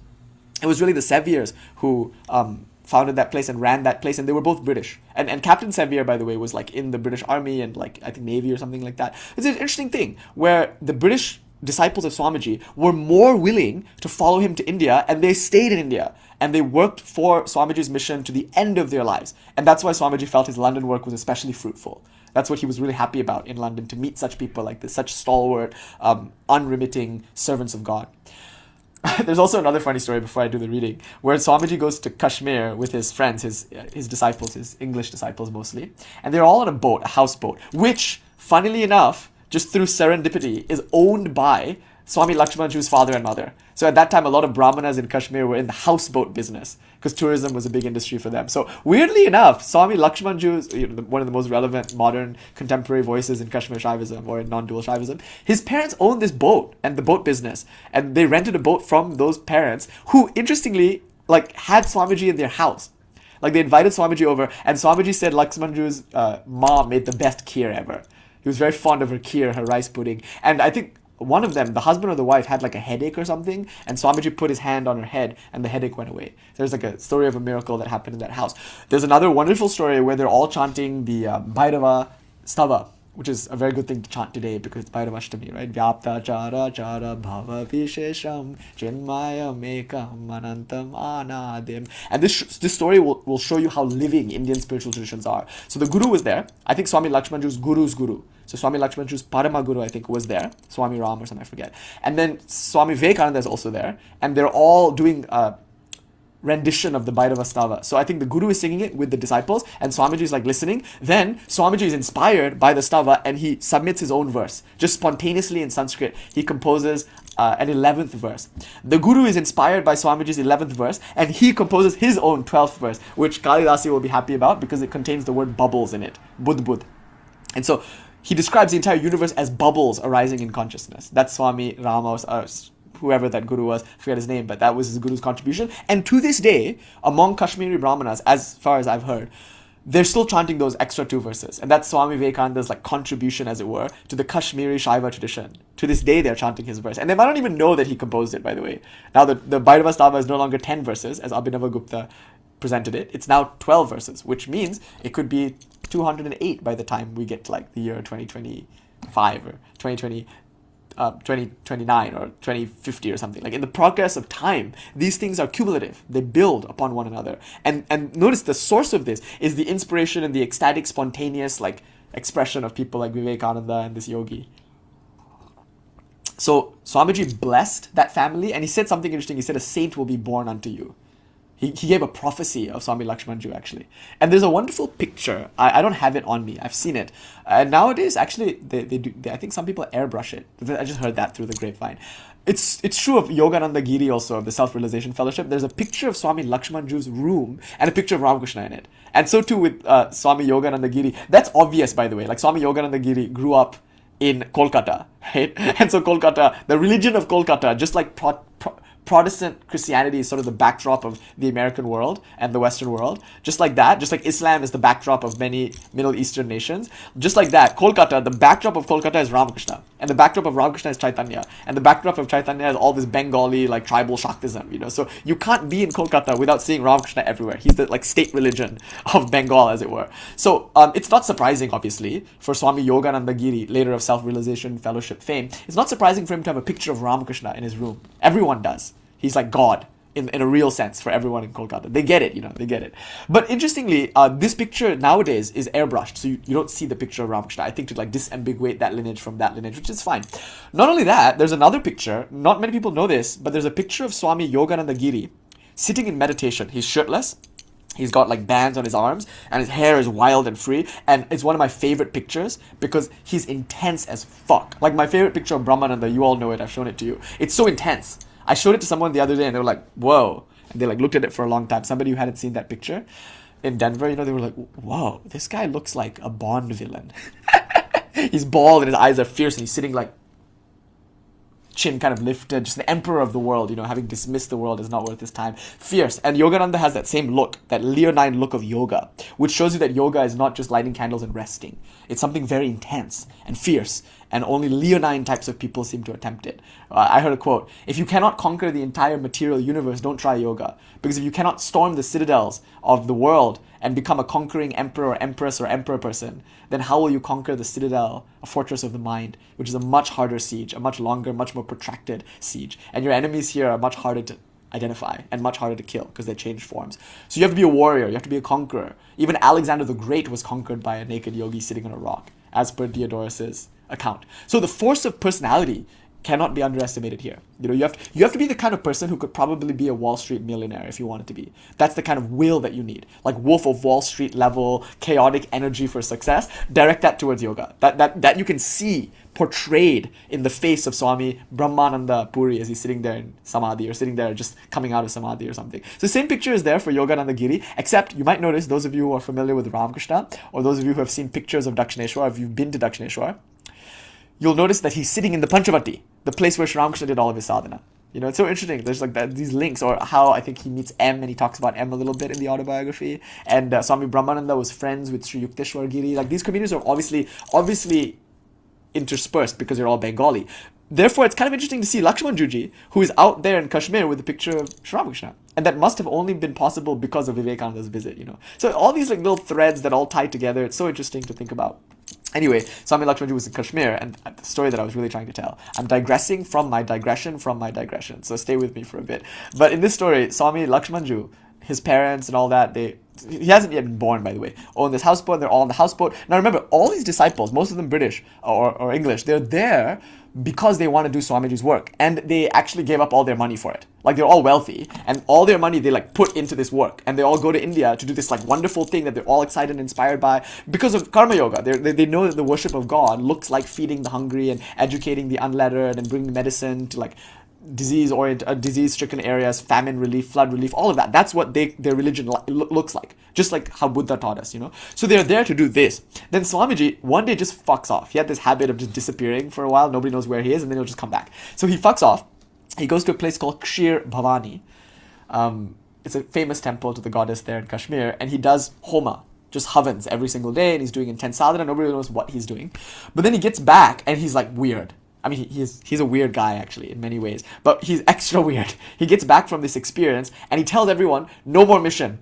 No more Hari Om. Now it is only Jaima. He worships all the women on the boat, goes into the room, and in darkness, I think, writes Kali the mother. He just like writes the poem and then passes the fuck out. Presumably because he was up for 4 days in a row doing havans or whatnot. So he had an experience in Kshir Bhavani, a very important experience, where he, in a fit of nationalistic rage, declared that if the Mughals had come and he had been there, he would have defended the temple, just single-handedly from the Mughals. He just had that courage. A yogi must have this sense of virya, like a sense of vigor. And so he said, I would 1v1,000,000 protect this place. I would single-handedly fight off the Mughals. I would not have let them desecrate your temple, Ma. I would have not let them take your image and thrown it into the river and turn this place into ruins. And so he had this like strength and hubris and whatnot. And later that night, allegedly he had this vision of the Divine Mother. And I don't know if it was at night or not. I'm just adding that detail poetically. The account is, of course, very murky and foggy. But what we heard from him, to this extent, at least this much, she appears to him and says to him, like he has this experience of the Divine Mother, she's talking to him, and she says to him, laughing at him, like, you think this was not my will? Like something to the effect of, I'm not the Mughals, I am the Mughals. It's by my will that this temple was turned into ruins. She said, if I wanted, I could have a 7-story golden temple, 7 or 9 stories or something. She's like, that is easy for me. I could just, by whim, have a 7-story golden temple here. But don't you think that I like to wander in the ruins? I love that line. That Kali, it likes it. She likes the ruins of that place. She prefers a ruined temple whose murti is sunk in the lake to a 7-story, 9-story golden temple. How beautiful. Anyway, so there's a beautiful like scene where he gets back from this experience and he just like seemingly forgets about his mission. He doesn't actually, but in this moment he's expressing that he's no longer interested. He's saying, I don't care to work anymore. I don't want to work. I just want to like lose myself in Kali. And you can see when he comes to California, his second visit to America, or third visit rather, he's like really unhinged. He's showing up 2-3 hours late to lectures. He doesn't give a fuck about anything. And he's in these letters expressing that he's somewhat retired, actually, that he's getting to the end of teaching and lecturing, and he feels himself just to be that boy again, sitting at the feet of his master. He writes a beautiful letter saying, now it's all vanishing. I'm just drifting on the stream, and it's gorgeous. But you can imagine how the British disciples are freaking the fuck out. They're like, dude, we just like gave up all our money to come to India and stay here and live here and do this mission. And now our leader who inspired us to do this is just fucking off. He's just deciding that it's like worthless and meaningless. Because that was his expression, that this is meaningless. All this work is meaningless. So how interesting. Anyway, I'm going to, if you don't mind, read to you a little bit from this Nivedita account of Swamiji giving a lecture in the parlor room. Anyway, the whole point of this is to say Swamiji felt like that was his best work, right? Like in London. But then he also said Thousand Islands Park was his best work. And the whole point of telling this story is because at Thousand Islands Park, there was a woman, Miss Dutcher, who let them all come and stay there and do the retreat. And there was one incident where Swamiji is talking about duty, and he's upset about it. He's saying, like, it's not spiritual. Duty is not spiritual. He calls it the scorching midday sun. It's terrible. The idea of doing something because you have a duty to do it, that's virtuous in almost every other context. It's dharma. But Swamiji is going beyond dharma. He's going towards moksha, and he's saying duty is just what we humans say when we want to disguise our materialism. It's our attachment. He calls it the morbid attraction for one set of atoms for another set of atoms. He's using like materialist language here. He's saying, you gave birth to a daughter. Now it is your duty to take care of her. That's only because of a biological claim. Like, my daughter came from my body. I am my body, so my daughter is my daughter. Fuck that. You are not your body, and your children are not your children. They're God's children. So the idea that these are my children, I owe them a duty, it comes from a concept of mine. I have a duty to my child. Not necessarily to your child. I can love your child from a distance, but if I had to choose between my child and your child, my duty impels me to protect my child, for I am that child's mother. A fie upon that. What delusion. It is just sanctifying attachment. You know, not only that, I have a duty to my body. Like, I have to keep my body healthy. What made it your body? Did you create it? Are you in charge of when and where it will die? Are you right now actively circulating the blood and digesting the food? There's nothing about this body that makes it yours. So never once claim anything of the body to be true of you. You know, so we say, I'm tired. Always know, you can say that, obviously. Don't be so annoying in the world and say, my body, which is an appearance and consciousness, is tired, obviously. But like, you should think that. No cap. Like, in your mind, you should think, oh, I'm tired. But in your mind, you say, oh, it is only a statement about the body, not about me. And I have no duty to it. What duty can I have to the body? It's not even mine. I have no duty to my daughter. What duty can I have to her? I don't have a daughter yet. So the whole world is one's daughter. But like, what's the point of saying I have a duty to this person or that person, except to mask our attachment, disguise our hankerings of the flesh? You know, I have a duty to my wife, and the worst of all this, my duty to my nation, which is a sort of tribalism. I have a duty when I get drafted. I won't get drafted. Haha, I'm not American. Tough luck, you guys. Good luck out there. Remember Kali. Anyway, so when no cap, because not mine anyway. When a person is drafted or whatever and they go and fight a war, they might be told in their training that it is their duty to give them their lives to this mission. So we don't want that. We don't think it's your duty to do Swami Vivekananda's work. He would never phrase it that way. He never called what he did a duty. It was like a play for him, an expression. It was worship. And worship is not a duty. Therefore, if you think you have to do puja every day, I can see how that could be helpful for a certain kind of individual to just through fear and superstition feel like they have to do puja every day or have to do something a certain time in a certain way or whatever. They can make it into a duty, a spiritual duty. And Sri Ramakrishna in one place says this can be helpful. In the beginning, maybe thinking of these things as duties is one way to trick the human mind into doing them, because the human mind only seems to like respond to duty. But it's essentially like not worship if you're doing it out of duty. You're doing it out of fear and doing it out of a sense of having to do it as opposed to wanting to do it. Worship is something you do as an expression of your love. Love is not a duty. It is only when love becomes dutified that it stops being love. You know, now when I say I love you, I'm not saying it from spontaneous expression. I'm saying it because it's my duty to say it. That is a corruption on love. You know? So Swamiji didn't like duty. And he gave all these arguments against duty. But of course, it's hard to give these arguments to people for whom the entire ethical system of their civilization is premised on duty, which is the ultimate lie of the social contract, right? So this woman, Miss Dutcher, was listening to this lecture, and then she like raised her hand in protest, which is always welcome in these circles. And she's like, but is it not our duty? She started to say, right? And she wasn't able to go further. Just stopped there. She was like, is it not our duty? And then she stopped and got horrifically ill for a series of days. You know, she got like this fever. And Swamiji, allegedly, it was recorded by Miss Ralph Waldo Emerson, I think. He said, this is no sickness of the body, or no sickness of the flesh or something. Or this is no ordinary sickness. I'm probably misquoting. But he said this much, that she's violently reacting because of cognitive dissonance. She's reacting against this idea that duty is bad or not spiritual or something like that, or worth giving up. So notice what happened. Her body, her mind, received a pranic blow just through holding a thought in her mind. And that was physically difficult for her to process. And so she had to physically process. And a lot of people after Diksha, by the way, it's not necessarily the case that they're learning a new philosophy. They just get a mantra. But that mantra is the bija for an entire system of spiritual thought. So once they hear the bija, that can physically wreck them. I've seen people like have horrible IBS who have never before had bowel problems. Like on the day of Diksha, they're just like shitting themselves all day and maybe all week. You know, like physical illnesses, body breaking down, the mind becoming deranged. These are actually pretty common effects of spiritual practice. And people are terrified of this. They're like, oh, if I do spiritual practice, it will break my body. Yes, but so too will going to the gym. And you are all okay with breaking your bodies, except you do it in the office, building someone else's dream for a little bit of the money, right? Like all your work is for someone else's wealth. And you think it's your duty to go to work and do this job or whatever. And you're happily going to break your body there. You guys break your body for your children. You break your mind thinking about your children's college education and how you will afford it. You're all okay with breaking your body and mind. But now when I say, come and break your body and mind for religion, choose this, for my burden is light and my yoke easy, everybody complains. They're like, oh my God, don't do Kundalini Yoga. You'll go crazy. Hare, you are crazy already. You care about money. Like, you're crazy already. Relax. What's the worst that can happen? That's why people always think I'm so irresponsible. I'm telling them to do dangerous spiritual practices. Yes, because the worst thing that can happen is you die, which I think is great for you. Right? This thirst for life forever quench. It drags thee on from birth to death and death to birth, to pile with blinking lights to pile more gloom on gloom. Who dares say such a thing, right? This thirst for life forever quench. I got literally slapped. Kid you not, right? You were there, Kali. No, Kali was there. Who was there? Rosma was there. Virupakshi, and then Nikhila Devi. You guys were both there. And this woman comes into my house, and I'm saying things like this. I'm like, let the body go. Like, who cares for it? And like, she freaks out, and she like literally slaps me out of the reaction that she feels. She's like, how dare you say such things? How dare you express such nihilism? This is all nihilism. Life is sacred. The body is sacred. I'm like, I didn't say they weren't sacred. I just said they weren't mine and that I'm not interested in them. Because other things are sacred too. And if everything is sacred, it is the sacredness of the sacred that I care about. And that's not in the body. The body just reflects it. The mind just reflects it. So I was in that sadhu bhava of just like speaking out against life and speaking out against work and speaking out against duty. And in this case, in this woman's case, like it was just so pranically misaligned for her to hear that. It was wrong for me to say that to her, actually. I was saying that to someone else who just happened to be in the room. It was not a teaching for her. But when she heard it, she reacted violently against it. Sometimes people get very angry or they get very sad and they go into depression or something like that. Other times they might have a fever or some other physical symptom. You'll see that it's prana.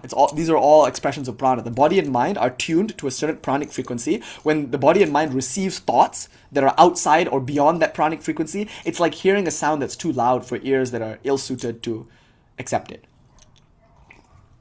And so what happens is a reaction. Therefore, in Hatha Yoga, they develop the body first. They say asana is the dvara, the door to dhyana. And dhyana is the door to samadhi. And don't worry, Anahat, I haven't forgotten your question yet.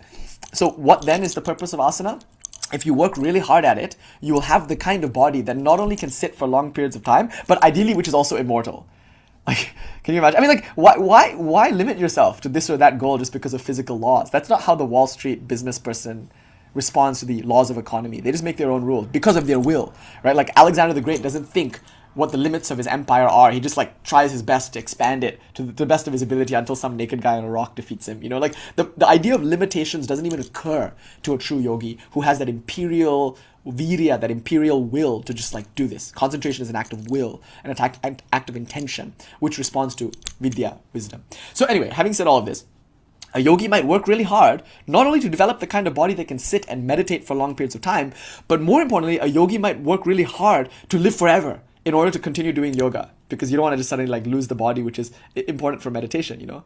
Not considering the Siddha yoga traditions and the idea of like subtler bodies that you can habit even after this one to continue doing yoga. Just putting aside ideas of like the krama of doing yoga in like various other lokas, like forget about that for now. Just from a more grounded physicalist point of view, it would be desirable to have a healthy and strong body. More importantly, it would be desirable to have longevity. And Hatha Yoga, the goal of Hatha Yoga in the beginning is to give you that. But then subtler than this, the goal is to manage prana.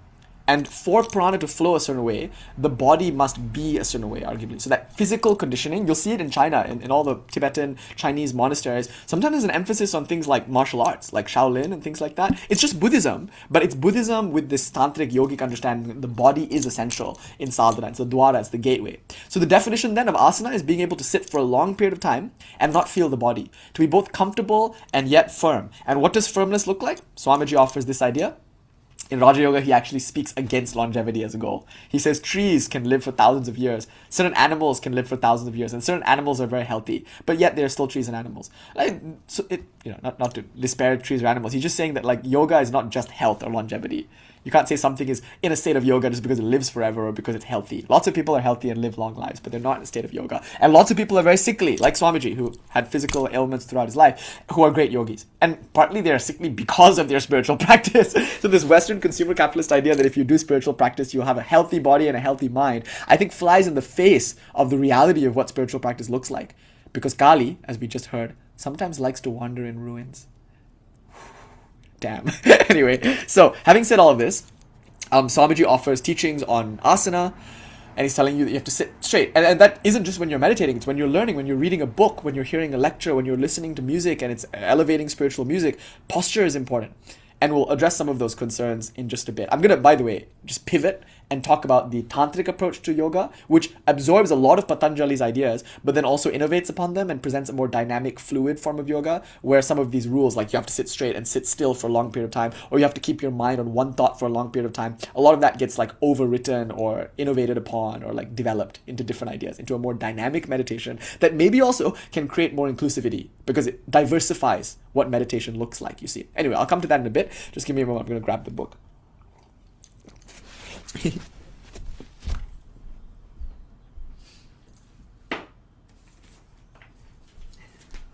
Yeah, here it is. I love Nivedita's writing. She has a book called Kali the Mother, and Swamiji like made it a point to like teach her about Kali. He said that this is one of the most controversial symbols that our tradition has presented to the world, and you as a British person, obviously you have your cultural like biases, and just like every other British person who will see Kali, they will use that image to judge the Indians as primitive, or to like say their worship is idolatry or superstitious or magical or some kind of black magic, and like in many cases. So all of that then makes it very important for Nivedita to understand Kali. That's an experiment. Can the Western mind understand Kali? Can it assimilate the Indian understanding of spirituality? And the answer is absolutely yes, because Sister Nivedita, oh Anatha, nice to see you. Nice to see your face. Oh, Julie's there too, Dharma. And Ju, nice to see you. Julie and Ju. Yes, and we'll take that call soon. Don't worry about it. I saw your message. Now, this idea, if you present Kali to the Western mind with all the Western biases and all the like conditioning about idol worship and all that, like they'll react to it in a certain way. And Swamiji therefore was very careful about Kali. He only spoke about Kali to a small group of people, mainly to Nivedita. Almost everything we know about Swamiji's relationship to Kali comes from reminiscences in this book about private conversations that they had, Nivedita and Vivekananda, about Kali. And like those quotes, she made a slave out of me. She saw her opportunity and she took it. What she said to me, what happened there will go with me to my grave. All of those statements were made in private to Sister Nivedita. Anyway, so this is a really beautiful relationship. Quintessential guru-student relationship, which was fraught with a lot of personality battles as well. Like she is very, in this reminiscence, very candid about some of her struggles with Swami Vivekananda and the way that they had a lot of times had falling out. Like they would stop talking for a long period of time and then they would be friends again. And it's like really interesting. It's a dynamic relationship. So, I'll read you now, if you don't mind, a word to Western readers. Remember, Nivedita is a bridge. In Kolkata, there is the Sister Nivedita Setu, the bridge, and she's bridging worlds, just like Swamiji. That's why I love to see those two bridges together, because one is Eastern, one is Western, and both are training each other, as it were, to assimilate each other's ideas, and then create a bridge between them, which was Swamiji's real mission. That's called Advaita, If you think in terms of Orient and Occident, or spirit and matter, or God and world, it's Dvaita. And our master, don't forget, Ramakrishna, was Advaita. So the work is to reconcile all seemingly irreconcilable paradoxes. My response to the Swami at that forum. Okay, word to Western readers. From the close of the era of the Buddhist missions until the day when, as a yellow-clad sannyasin, the Swami Vivekananda stood on the platform of the Parliament of World Religions in the Chicago exhibition of 1893, Hinduism had not thought of herself as a missionary faith. Her professional teachers, the Brahmanas, being citizens and householders, formed a part of Hindu society itself, and as such were held to be debarred from crossing the seas. It's true, if you cross the seas, you become impure as a Brahmana. In some cases, even if you cross a river. Why? Because these are communities that are very insular. Like the Jewish community, the Hindu community is also an ethno-religion. And it sees certain people as being priests and whose role is to teach religion. Those people must stay in the community. If they go out of the community, it's undesirable actually. You see in the Bhagavad Gita ideas like the mixing of castes would be a problem. You know what I mean? Like Krishna tells Arjuna to go and fight the war, and he's like, but dude, then lots of people will be widowed, and then they might remarry outside of their caste, and wouldn't that suck? Krishna's like, forget about it, go and fight. Anyway, so like ideas like this is what she's referring to. Okay, and then she says, and her wandering sadhus, India's wandering sadhus, who are in the highest cases as much above the born brahmana in authority as saint or incarnation may be above priest or scholar, had simply not thought of putting their freedom to such use. I love that idea, putting their freedom to such use. If you're a sadhu, you no longer belong to any caste. You've cut off your sacred tuft of hair, your brahmana symbol. You've taken your birth chart, your jyotish, and you've thrown it into the river. Like you've performed the funeral rites that a person would perform when their body is being consigned to the flame. And then you wear yellow or orange or red to symbolize that flame in which you are perpetually being burnt in. So a sadhu is dead to the world. I have a sadhu friend who every year posts his anniversary photo, like in Varanasi, posts a photo of him usually sitting in the Ganga. And his quote is always, 20 years a ghost or something. And next year will be 21 years a ghost. Or the next year will be 23 years a ghost or something. Like the idea is that like you think that you're dead to the world now because you are reborn in spirit. So you're free. You have no duty. A sadhu has no duty. That's one mark of spiritual maturity, when you no longer care for duty. Weirdly enough, it's those people who have no duties that are truly compassionate and truly loving. Because they, interestingly, by having no duty to any particular person, seem to be able to express their love to all people. You know, that's the idea. So daya, compassion, is love for all. Maya is compassion for some. And that we call duty. You know, as if to put roses on garbage, as Swamiji once said. So the priest or scholar, the brahmana, is not going to leave his community. He's prohibited, in one sense, from leaving his community. The sadhu can. The sadhu can do whatever the fuck she wants, but she won't, because she never thought of doing it. Like, she's just happy to wander about the Himalayas, maybe meditate and like go on the adventure that is a sadhu's life. A lot of people think it's like a very sedentary life where you're sitting in a cave, but no, because you have no money and no place to stay, every day is different. It's a wonderful life. Now, it says over here, nor did the Swami Vivekananda appear at the doors of Chicago with any credential. See, even if a sadhu were to go to America and try to like speak at a conference, it would be very difficult for them to do so because they don't really function in time the way we do. You know, Swamiji was like late to many things, and he just like had a different sense of time. And more importantly, we don't really understand in India, even after all this British colonial rule, like all the function of paperwork and forms and applying to things early. We just like show up and everything is casual and informal. So Swamiji, when he went, like any other sadhu, he went unprepared without any understanding of like what the dates of the thing were going to be. And when he got there, he realized he was like too early for the event. And that meant he had to stay in an expensive city with a rapidly dwindling purse for longer than he'd intended. Thank God he met a kind woman on the train who offered him a place to stay in Boston, right? If not for that, Swamiji would have had to leave. He just didn't have the money for it. Even the Maharajas who were sponsoring him, they couldn't have kept his purse up in Chicago for that long a time. So he had to leave Chicago, go to Boston. He just got the times mixed up, you know? And then somebody gave him the address to the parliament. Day of, he like loses it. And then he doesn't know where it is, and he's just sitting on the street, and then another person sees his outfit and is like, are you here for the parliament? And then through serendipity alone, he's somehow conveyed to the stage. Just through meeting random people at random times, all of this is the purpose of a sadhu's life. We prove that God existed because we put ourselves out there in the cold with no money, with no friends, and we realize the world is our friend and we're always in abundance and everything will be okay. And we can do that because we don't care to die or whatever. You know, so having said this, Swamiji went with the sadhu's bhava. I'm free, and therefore I'll just like go. And then he got there and he realized it's not so simple in America, is it? There are all these like forms and things, except what is all of this in the face of God? Do you know? Like if he's meant to speak at the Parliament of World Religions, he will speak at the Parliament of World Religions, whether he has credentials or not. And that's exactly what happened. He just through serendipity, through chance encounters, somehow he got to the stage. When he got to the stage, he freaked the fuck out. He was nervous. He was in front of like 2,000 leading intellectuals in the city. He's like an Indian in America about to speak to a foreign audience. He's nervous and he's like just like putting it off. He's like, okay, they tell him to go and speak and he's like, no, not yet. Later. And then they tell him to go speak and he's like, no, not yet, later. Finally, towards the end of the event, he comes and speaks. And lo and behold, he has no speech prepared. Again, that's the Indian way. You only prepare when you are attached, when you think you have a duty or when you think you want a particular outcome. He didn't want an outcome. He was just expressing himself. So he spoke, what do you say, extemporaneously. And there's life to that, you know? There's something living about doing something then and there. Like when people read to you from books, sometimes notice it's wonderful, but it's not the same as something spontaneous. Because when you express something spontaneous, you are expressing that you have internalized that prana, integrated that prana, and only then can that prana flow from you to someone else. But if you're reading, then it's like in one way, shape, or form, kind of like stale food. It's like prana that was alive and now is recorded, and until you assimilate the ideas and live the words, then you won't have the prana to transmit, you see. That's the credentials, arguably, of a sadhu, a person who's at a very high pranic state and then can convey that prana. This is called diksha or transmission or even upadesha, teaching. So Swamiji, like any other sadhu, appears in Chicago with no credentials. He had been sent across the Pacific Ocean, as he might have wandered from one Indian village to another, by the eagerness and faith of a few disciples in Madras. And with American hospitality and frankness, he was welcomed and accorded an opportunity of speaking. In his case, as in that of the Buddhist missionaries, the impelling force that drove him out to foreign lands was the great personality of one at whose feet he had sat and whose life he had shared for many years. Okay. It's going to be really hard to get through this reading because every sentence like inspires a galaxy of ideas. But this is another idea that's quite special to me. Jai Ma, Mahadeva, Jai Ma. So notice, Jewish Hindu traditions are impersonal in one sense. Like, for instance, the Vedas are not attributed to any author. Have you noticed that? They're all Paurushaya. They're just like inherent in reality. No particular person, not even divine person, reveal them. Not necessarily. They're just there. Notice this. If a religion doesn't have persons, it often doesn't have a missionary movement. It often devolves, I would say, or degenerates into rules and legalisms, which is the case for Judaism and Hinduism, the world's most ancient traditions, right?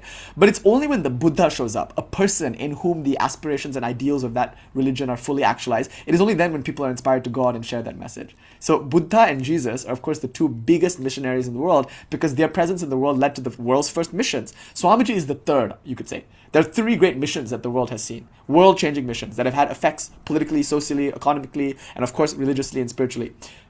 You'll see the Buddha was the first. Buddha was the world's first missionary whose influence spread into Coptic Egypt. You know, he like conquered the whole world with ideas, not with sword, but with ideas. And interestingly, the Buddha has a message for the East, it is said. The Buddha is the teacher of the East. Swamiji said, as the Buddha had the message for the East, I have the message for the West. Quite a big claim, actually. But he actually met the Buddha when he was young. He had a vision of the Buddha. He's very deeply, deeply fond of Buddha. And not Buddhism necessarily, but Buddha. But importantly, Ramakrishna is like the Buddha, is like Christ, in that he's a person. And in that person, we got to see the abstract and sometimes overly legalistic ideas of religion brought to life. And that there's prana there. Like, if we're, again, going to speak in terms of prana, you can't have a conversation about meditation or yoga except in this sense, in the sense of prana. Speaking about prana, these are the highest prana individuals who have ever lived, whose ideas are the loftiest, whose ideas are expressions of the finest, most rarefied prana. Swamiji once compared this to the air in the Himalayas. If you just go straight from base camp to the peak, you'll die. Your lungs will collapse. You have to condition yourself to breathe the rarefied Himalayan air. Swamiji said, these ideas are like that air. So rarefied that the mundane, ordinary lungs scarce dare breathe such air.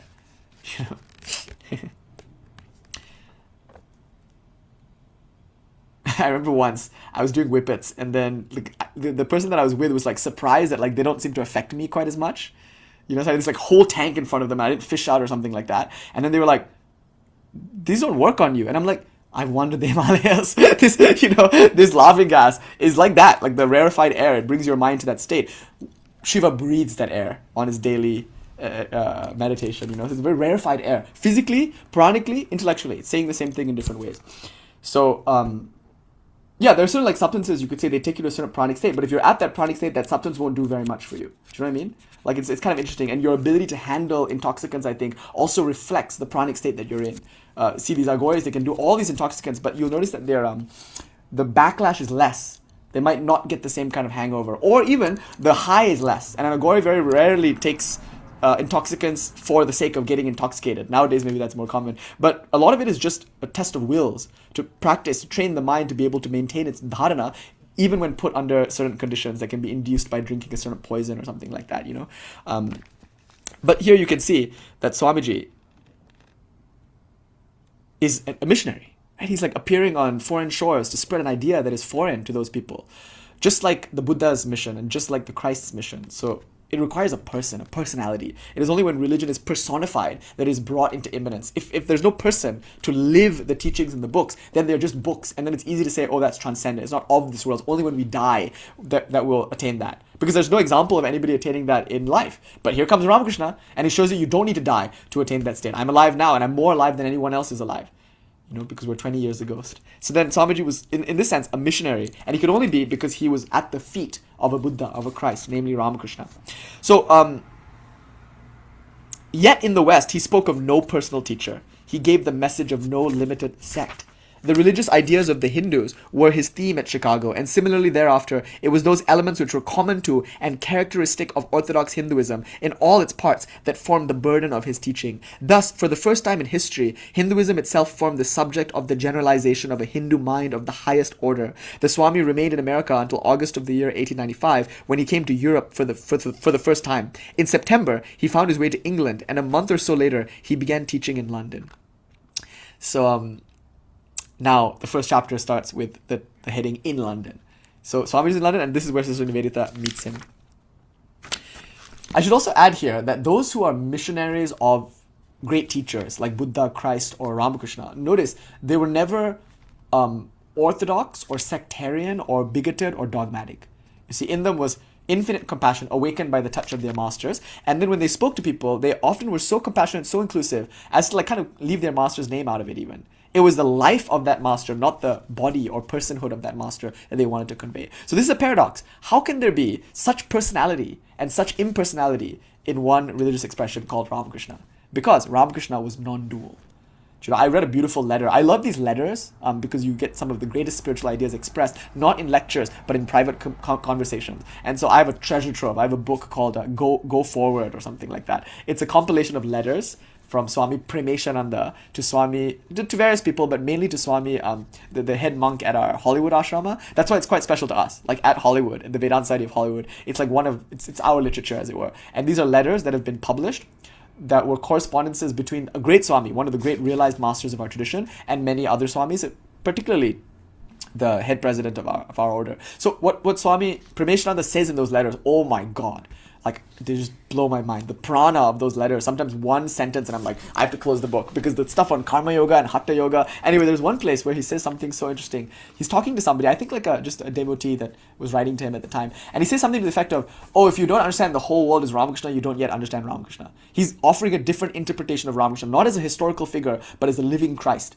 as an energy field, which for a moment congealed into the form of that guy and then now has been released and is still as vital and as alive today. When you are in touch with that energy, when you're at that level of pranic expression, that's what comes through, not some ossified form of a book or a body or a person or even a religion. So the great teachers of religion never professed to belong to a certain faith. They just had ideas that they liberally and freely gave to all. So it's a paradox that those who are most personal tend to be the most inclusive and impersonal.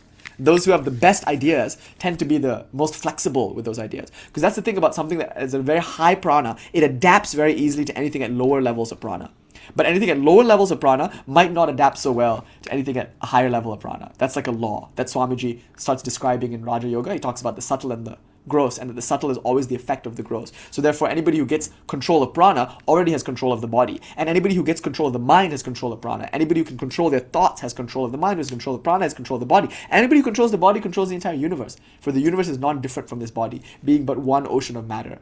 So Hatha Yoga starts with the body. It works with where you are now, and then you walk up the ladder. You know, but there's other ways to do this. You can start somewhere else also, and you can see the effects trickle down. You know, the body will be transformed if you leave it alone and just work on the mind. You see, there's like many ways to enter into the kingdom, if you will.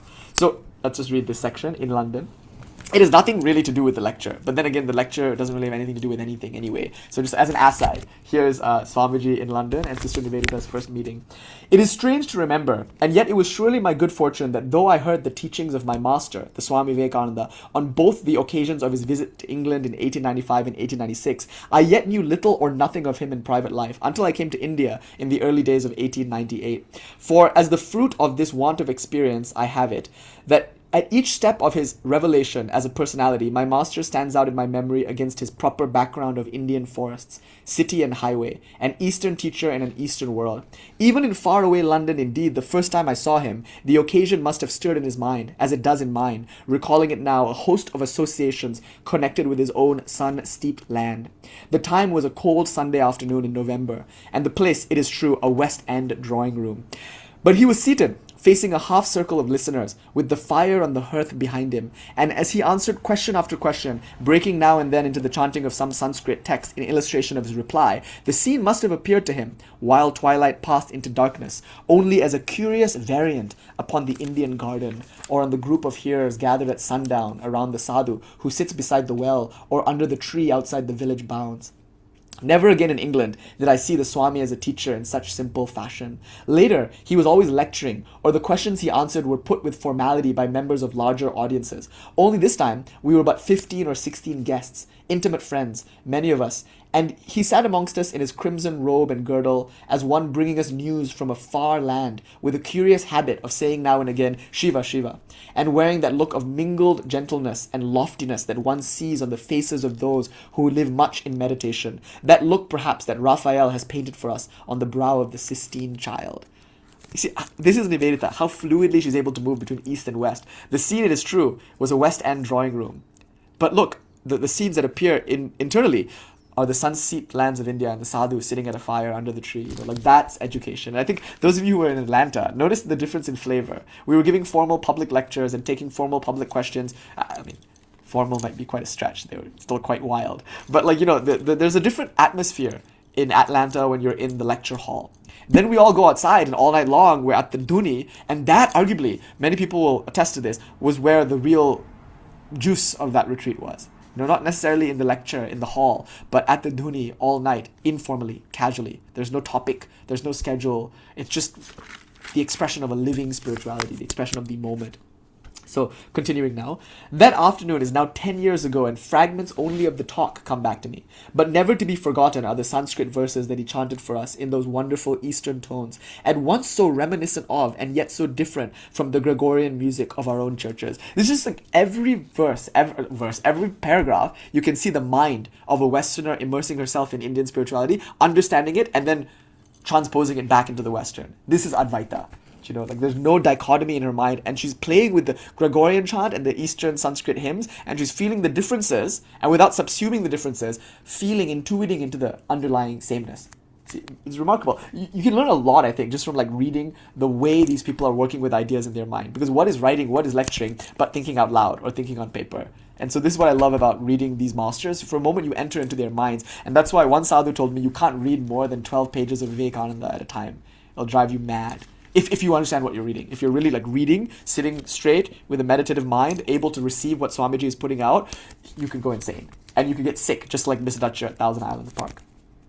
He was quite willing to answer a personal question and readily explain in reply to some inquiry that he was in the West because he believed that the time had come when nations were to exchange their ideals as they were already exchanging the commodities of the market. From this point onward, the talk was easy. He was elucidating the idea of the Eastern pantheism, picturing the various sense impressions as but so many different modes of the manifestation of one. And he quoted from the Gita and then translated into English, "All these are threaded upon me as pearls upon a string." He told us that love was recognized in Hinduism, as in Christianity, as the highest religious emotion. Remember, this is her reminiscing about a talk that she heard 10 years ago.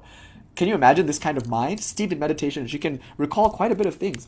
And he told us a thing that struck me very much, leading me during the following winter to quite new lines of observation, that both the mind and the body were regarded by Hindus as moved and dominated by a third called the self. It's huge. The Western world at this time was under the influence of Cartesian dualism. Like Descartes had expressed a dualism between the body and mind, and Spinoza's non-duality was not as successful as it could have been because the mind in the West was not yet ready for reconciling seemingly two different paradoxical realities, body and mind, or thought and extension. So, extension and thought. So this is probably where Nivedita is. But by positing Sankhya and positing a third thing, which is called Purusha, you can take the body and mind and put it on one side called Prakriti.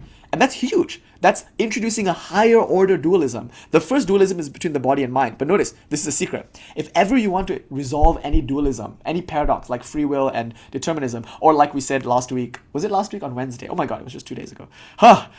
But 2 days ago, I think on our Wednesday night Denver retreat live stream, we were talking about the interiorizing and externalizing traditions in Tantra. Some traditions care a lot about external rituals. Others seem to scoff at them. How do you reconcile this? Tantra says do rituals. Tantra says don't do rituals. The solution is offering a higher order answer. Like the third thing, the secret, mysterious, some other third thing is how you reconcile the two things. But you go up, you see. The higher prana subsumes the lower prana. And the higher up you go, this is one really delicious thought. The higher up you go in the pranic chain, the more Advaita there is. Think about this. The Swami in Australia recently passed away. He's a great Swami, really, really special Swami. He took us up to a very high place. And then he said, see, the higher up we go, the less distinct all the things in the city are. It's in Sydney or Melbourne or something, I forget. But how beautiful, right? This idea that when you look at the world, you see so much difference, but the higher up you go, the more it all looks like one reality. That's the same with prana. Advaita is a pranic state. It is not just a thought. Most people hear the thought, but they don't have the pranic capacity to imbibe the thought. So she's imbibing the thought, and she's so thrilled by this reconciling thing called Purusha, or the self. Continuing, he was describing the difference between Buddhism and Hinduism, and I remember the quiet words, the Buddhist accepted the report of the senses. In this respect, then, Buddhism must have been in strong contrast with modern agnosticism, whose fundamental suspicion as to the subjective illusion of the senses, and therefore of all inference, would surely bring it more into line with Hinduism. I remember that he objected to the word faith, insisting on realization instead. And speaking of sects, he quoted an Indian proverb, "It is well to be born in a church, but it is terrible to die there." I think that the doctrine of reincarnation was probably touched upon in this talk. I imagine that he spoke of karma, bhakti, jnana as the three paths of the soul. I know he dwelt for a while on the infinite powers of man, and he declared the one message of all religions to lie in the call to renunciation. There was a word to the effect that priests and temples were not associated in India with the highest kind of religion, and the statement that the desire to reach heaven was in that country regarded by most religious people as a little vulgar. Can you imagine when you're in a culture whose highest idea of religion is going to some heaven, so you can drink milk and honey and like play chess with God or something and listen to angels play harp music in this eternally dreadful Sunday afternoon? You can imagine that when you're presented with a higher religious ideal in heaven, a religious ideal that makes going to heaven seem so vulgar, it's quite thrilling. He must have made some statement of the ideal of the freedom of the soul, which brought it into apparent conflict with our Western conception of service of humanity as the goal of the individual. This is what made Miss Dutcher sick. Our goal is not service of humanity. Show me humanity and then I'll serve it. I have not yet seen a human or a man. I thought I did, but that which I called man, woman, and person was only my God, which I was referring to by mistake as man, woman, or person. I worship that God whom man called men by mistake. I have no duties to any of you. For what are you but God? I only have my one thing, which is worship. And so Swamiji is saying, our goal is not service of humanity. We spit upon heaven and we spit upon humanitarianism. Both of them are founded in true ideas, but lower ideas, if you will.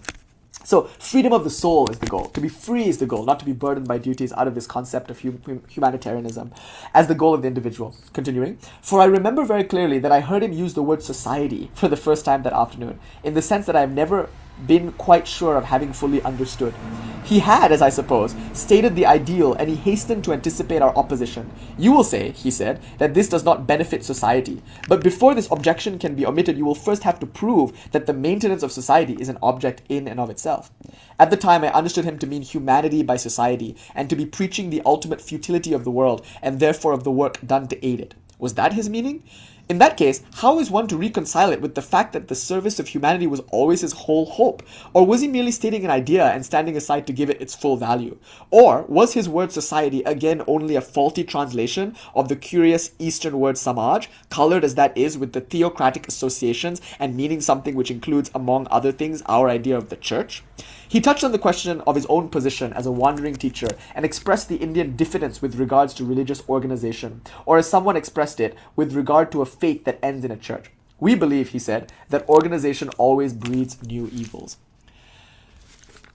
He prophesied that certain religious developments, then much in vogue in the West, would speedily die owing to the love of money, and he declared that man proceeds from truth to truth and not from error to truth.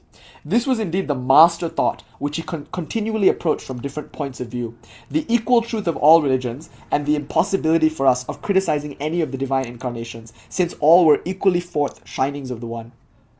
And here he quoted the greatest of all verses of the Gita. Whenever religion decays, yada yada hi dharmasya, and irreligion prevails, then I manifest myself. For the protection of the good and for the destruction of the evil, for the firm establishment of the truth, I am born again and again. We were not very orthodox or open to belief, we who had come to meet the Hindu yogi, as he was called in London at the time. The white-haired lady, with the historic name, who sat on the Swami's left and took the lead in questioning him with such exquisiteness of courtesy, was perhaps the least unconventional of the group in matters of belief. They're all hippies, right? They're all like cool, like young Londoners who are interested in new ideas. They're bohemians, like that's one thing to remember. They're all like hippie, like bohemian new agers. We were not very orthodox or open to belief. Oh, sorry, I read that already. She had been a friend, the white-haired lady with the historic name. She had been a friend and disciple of Frederick Denison Morris. Our hostess, I don't know who that is. Our hostess and one or two others were interested in those modern movements which have made an extended psychology the center of faith. But most of us had, I incline to think, been singled out for the afternoon's hospitality on the very score of our unwillingness to believe, for the difficulty of convincing us of the credibility of religious propaganda in general. The skeptical and very valuable English mind, which Swamiji would thaw like ice before the fire of his truth. But this is important. The Americans might have easily, readily accepted everything that he had to say. These were skeptical women of high society who were sitting in a parlor room with this curio Indian yogi guy, and she was just there because a friend had invited her, and she was not ready to believe what the man was saying. Not quite yet. Only this habit, continuing, born of the constant need of protecting the judgment against ill-considered enthusiasm. Nitya Leela, how absolutely British was that statement? Can, as I now think, furnish any excuse for the coldness and pride with which we all give our private verdicts on the speaker at the end of our visit. It was not new, was our accusation, as one by one we spoke with our host and hostess before leaving. All these things had been said before. It was remarkable to me. She was skeptical in the beginning. For my own part, however, as I went about the task of that week, it dawned on me slowly that it was not only ungenerous, it was also unjust to dismiss in such fashion the message of a new mind and a strange culture. It occurred to me that though each separate dictum might find its echo or its fellow amongst things already heard or already thought, yet it had never before fallen to my lot to meet with a thinker who in one short hour had been able to express all that I had hitherto regarded as highest and best. I therefore took the only two opportunities that remained to me of hearing the Swami lecture while he was still in London. The feeling that great music wakes in us grows and deepens with its repetition. And similarly, as I read over the notes of those two lectures now, they seemed to be much more wonderful than they did then, for there was a quality of blindness in the attitude I presented to my master that I can never sufficiently regret. When he said, the universe is like a cobweb, and minds are the spiders, for the mind is one as well as many, he was simply talking beyond my comprehension.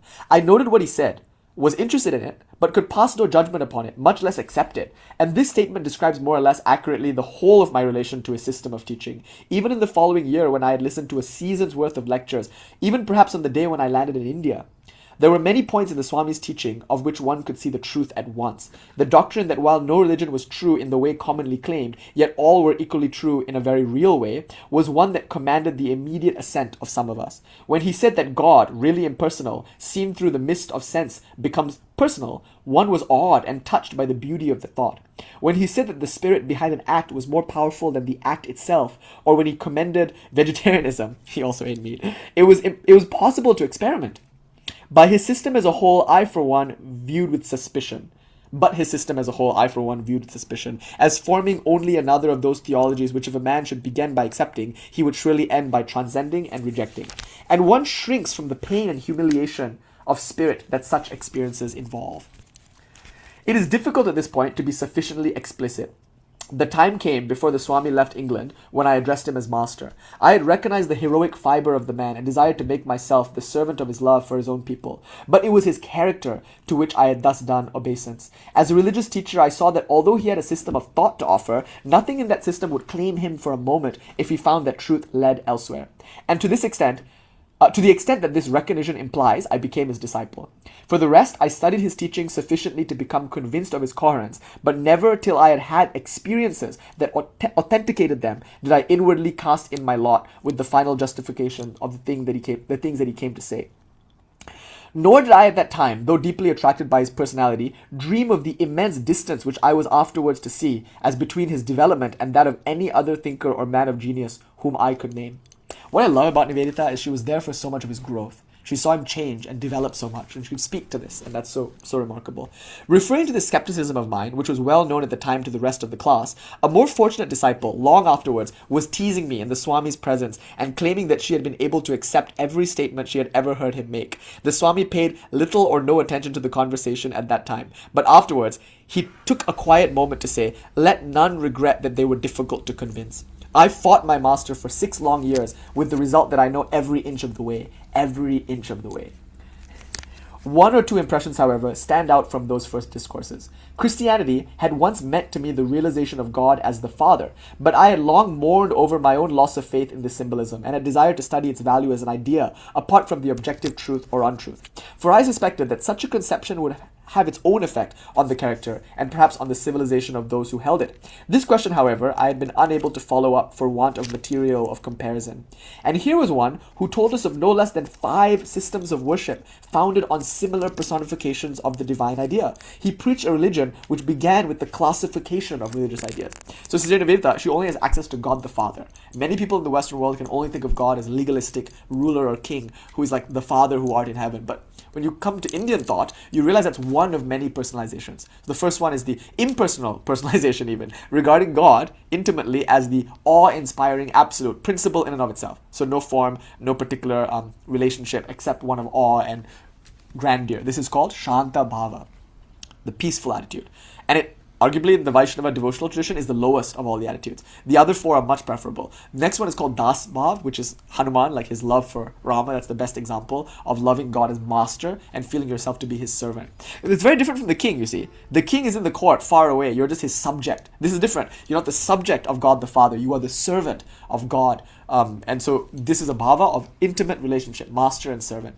And most of us, we have this for our gurus, and we feel ourselves to be this servant of the guru, and the guru feels like it's a das bhava, it's respectful. There's still a little bit of distance here, a distance of respect and position. But then there's another bhava, the bhava of being God's friend.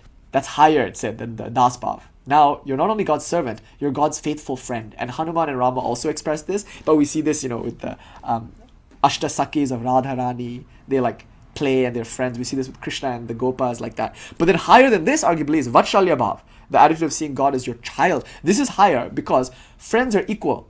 See, servants are lower than their master. And of course, the king is the highest of all. But notice what's happening. As we move through these bhavas, the distance between subject and king, servant and master, friend and friend is closing. In this bhava, you are higher than God because God now depends on you. Like, you don't ask God for things anymore. You give God things. The child is just impetuously crying for this or for that. You can't ask the child for money. She has no concept of money. You can't really ask the child to protect you against the enemy horde that's banging down your doors. You have to protect the child. You have to feed the child. So the idea of being the kind of devotee who feeds God and is not fed by God, or the kind of devotee who protects God and is not protected by God, is a very high religious ideal. Notice it's like a wholly new idea that the Western world might never have heard of before, and that much of the Eastern world is now only beginning to hear for the first time. So higher than this is called Madhura Bhava. This is very controversial because it takes all those human inclinations towards sex and romance and intimacy and directs them towards God. So this is where you hear, right, Christine? It's a profound idea, and this one idea, Christine, can change our whole religious life. The idea that I don't have to relate to God as just this impersonal principle. God is nature, God is beauty. Nature is wonderful, but it's impersonal. And if you personify it as the mother, again, that's like the father idea. It's one of many modes of religion. You can think of God as brother, God as friend, but ultimately we say, not only child, but you can think of God as a lover. And that's where it gets really dramatic, because here you're taking things that religion often considers quite low and quite vulgar, like sex. Like, religion has always been very allergic to sex, and in many cases for good reason. But here you'll see that you take that very same idea of wanting to have sex, and now you say, I can have sex with God. Sri Ramakrishna even points this out, that one develops love genitals. And this is in August 1882, in a private conversation with M, Sri Ramakrishna expresses to M that one can fuck God. To which M reacts with some incredulity, and he laughs at it. M is like, ha ha ha, you're joking, right? You know that meme with Anakin Skywalker and Padme, and it's like episode 2 or something, and they're in the grass, and there's this meme where Anakin says, to the effect of, democracy sucks, we should have a dictator, and Padme's like, wait, are you serious? And then they just frolic in the grass and forget about that whole conversation. This little Darth Vader Freudian slip comes through. It's like that meme. It's Ramakrishna is you can fuck God, and M is like, haha, huh? And so M was so stunned by this statement. And so this is an important thing, Mathura Bhava. One can make love to God. God can be one's consort. And this, in the Vaishnava Gaudiya tradition, is considered the absolute highest bhava, because it is not only the most intimate, but it contains all the other bhavas. In a romantic relationship, your spouse is not just the impersonal idea of beauty. You don't just react to your spouse with awe and reverence. Also, your spouse can sometimes be your master. You feel yourself to be a servant of his love or her love or their love. But often you're friends.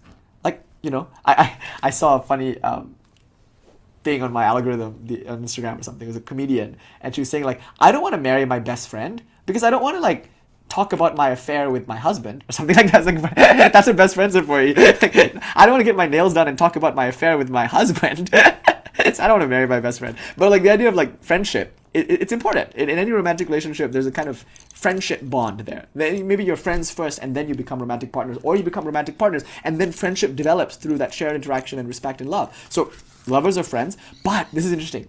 In a relationship, sometimes people take turns being the parent, who gives care and who gets care. It's like, it's flowing, it's dynamic. So you're sometimes the mother, sometimes the daughter in that relationship.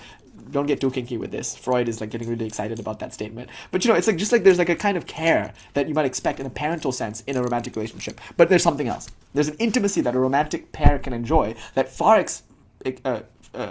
transgresses, I shouldn't say that word, but moves further than all the other modes. And so this Madhura Bhava, which Radha had for Krishna, is considered to be the highest Bhava.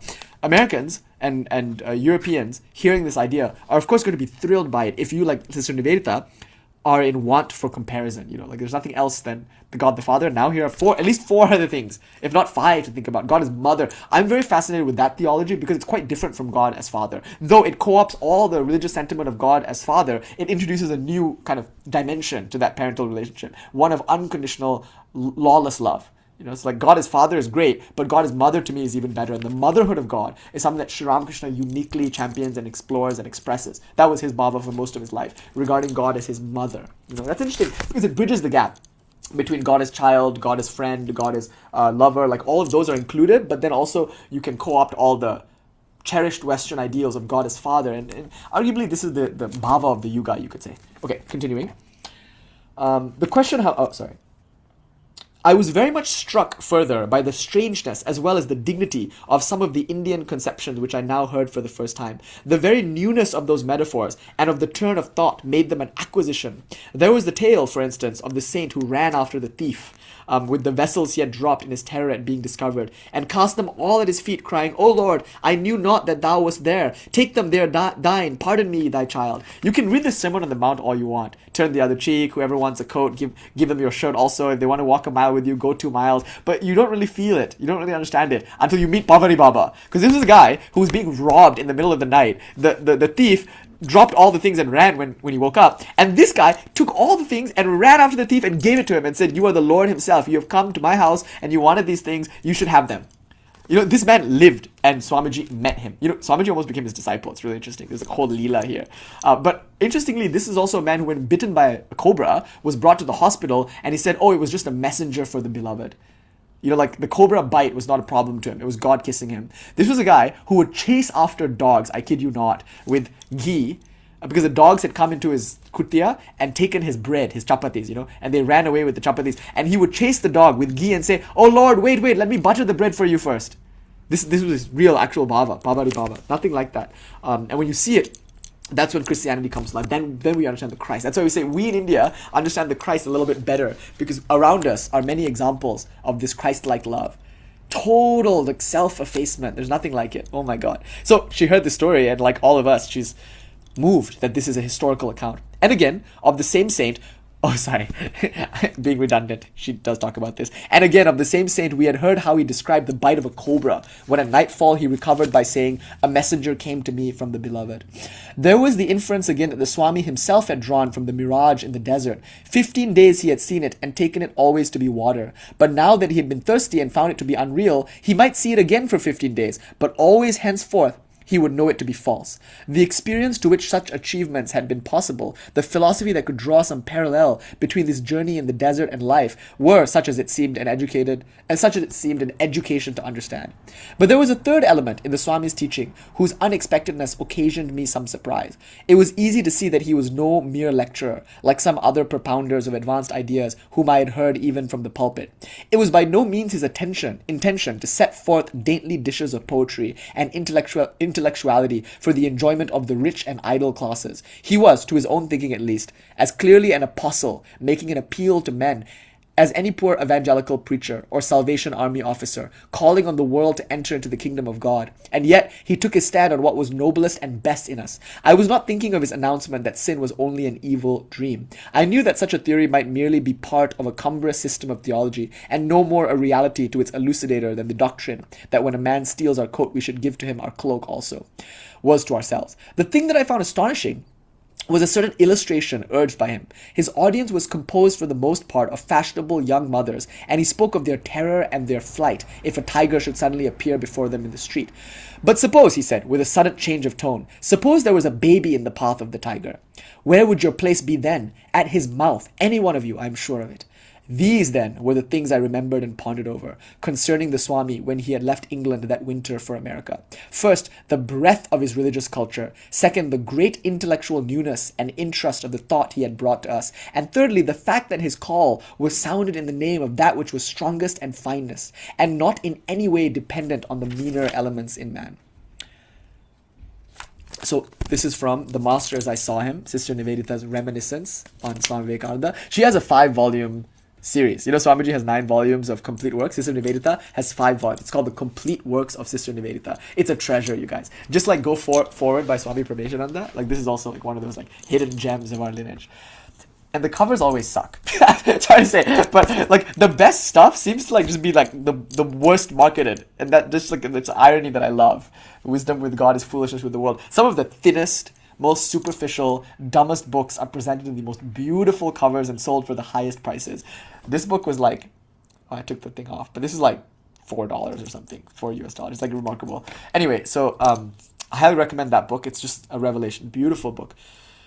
It's meant a lot to me over the years. But anyway, I bring all this up to show you this. This is a young woman sitting in a parlor hall with Swami Vivekananda, and she's getting these ideas, and notice how she's working with them. She's like wrestling with these ideas because it's pranic. This whole exchange, a conversation, is pranic. There's a flow of energy, and it comes in the form of thoughts.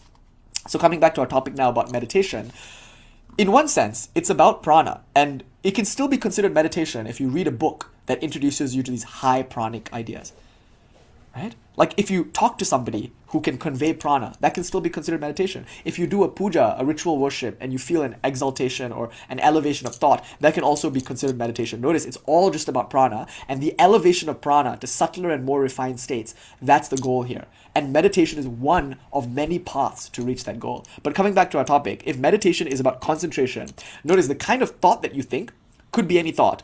Here, the prana is generated through the flow of concentration. So the more you can concentrate on one thought, literally any thought, the more energized you become. This accounts for siddhis. Siddhis are an expression of higher pranic states. Like when you're particularly inspired, great poetry might come forth. Or you might suddenly be able to intuit someone else's thought.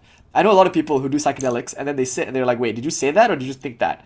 Because I feel like I just heard you say that, but I don't think your lips moved. And that person was like, oh, whoa, I just thought that. And then for that moment, while they're under the influence of that psychedelic, they're tuned to a higher plane of thought such that speech becomes unnecessary. Do you see how you can temporarily get a siddhi under the influence of a particular substance? And that's why a lot of times, great artists, great musicians, substances are important to them because they're a way to kind of like break into this like pranic state, and although it wrecks the body and mind long term, like in that moment at least, there's a chance for accessing a higher pranic state, and from that higher pranic state comes the greatest poems in the world. Like Kublai Khan, the William Blake poem. It's a great example of this because he's writing a poem in a dream state, a very high and exalted poetic state of mind, and then someone knocks on his door. A man from Proof Rock. It's a kind of adage, a man from Proof Rock. And he goes and answers the door and he comes back and he finds the poem is gone. He's not able to complete it. So it's like a half poem. And it's amazing. Like who knows what would have happened if he got to the end of the poem.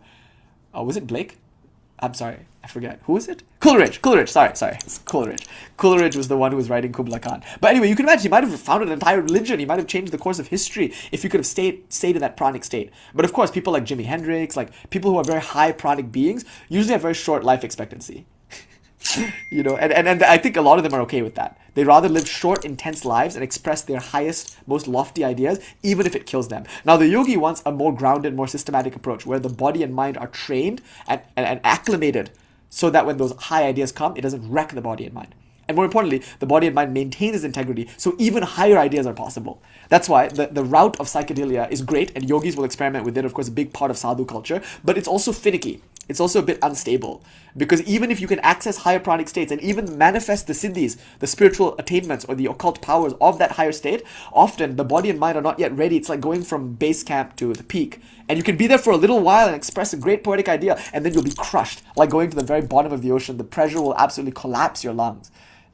Like high pressure or low pressure, in either case, it's very dangerous, but possible. And people have done it. People continue to do it. And I have great respect for such people. Because what renunciation they must have to give up their entire lives, their bodies and their minds. They're willing to endure societal ruin and physical and mental ruin in order to be able to express a poetic idea. So I think these are the great martyrs of humanity who have killed themselves in the process of giving their very highest. But of course the yogis, they're able to do a bit more in the sense that they regularly live in such higher states, having acclimated themselves to that peak of the mountain. So yoga, meditation, is nothing but concentration, at least according to the Patañjali Yoga tradition. While it doesn't matter what thought you think, it matters that you continue to think that thought. Now we can take a more dynamic approach. We can say it's not about keeping one thought, it's about repeating one thought. That's where it gets really interesting. Because when you think one thought, when it dissolves, your work now actually is to think that same thought again. So I want to reframe what concentration looks like. This is quite subtle.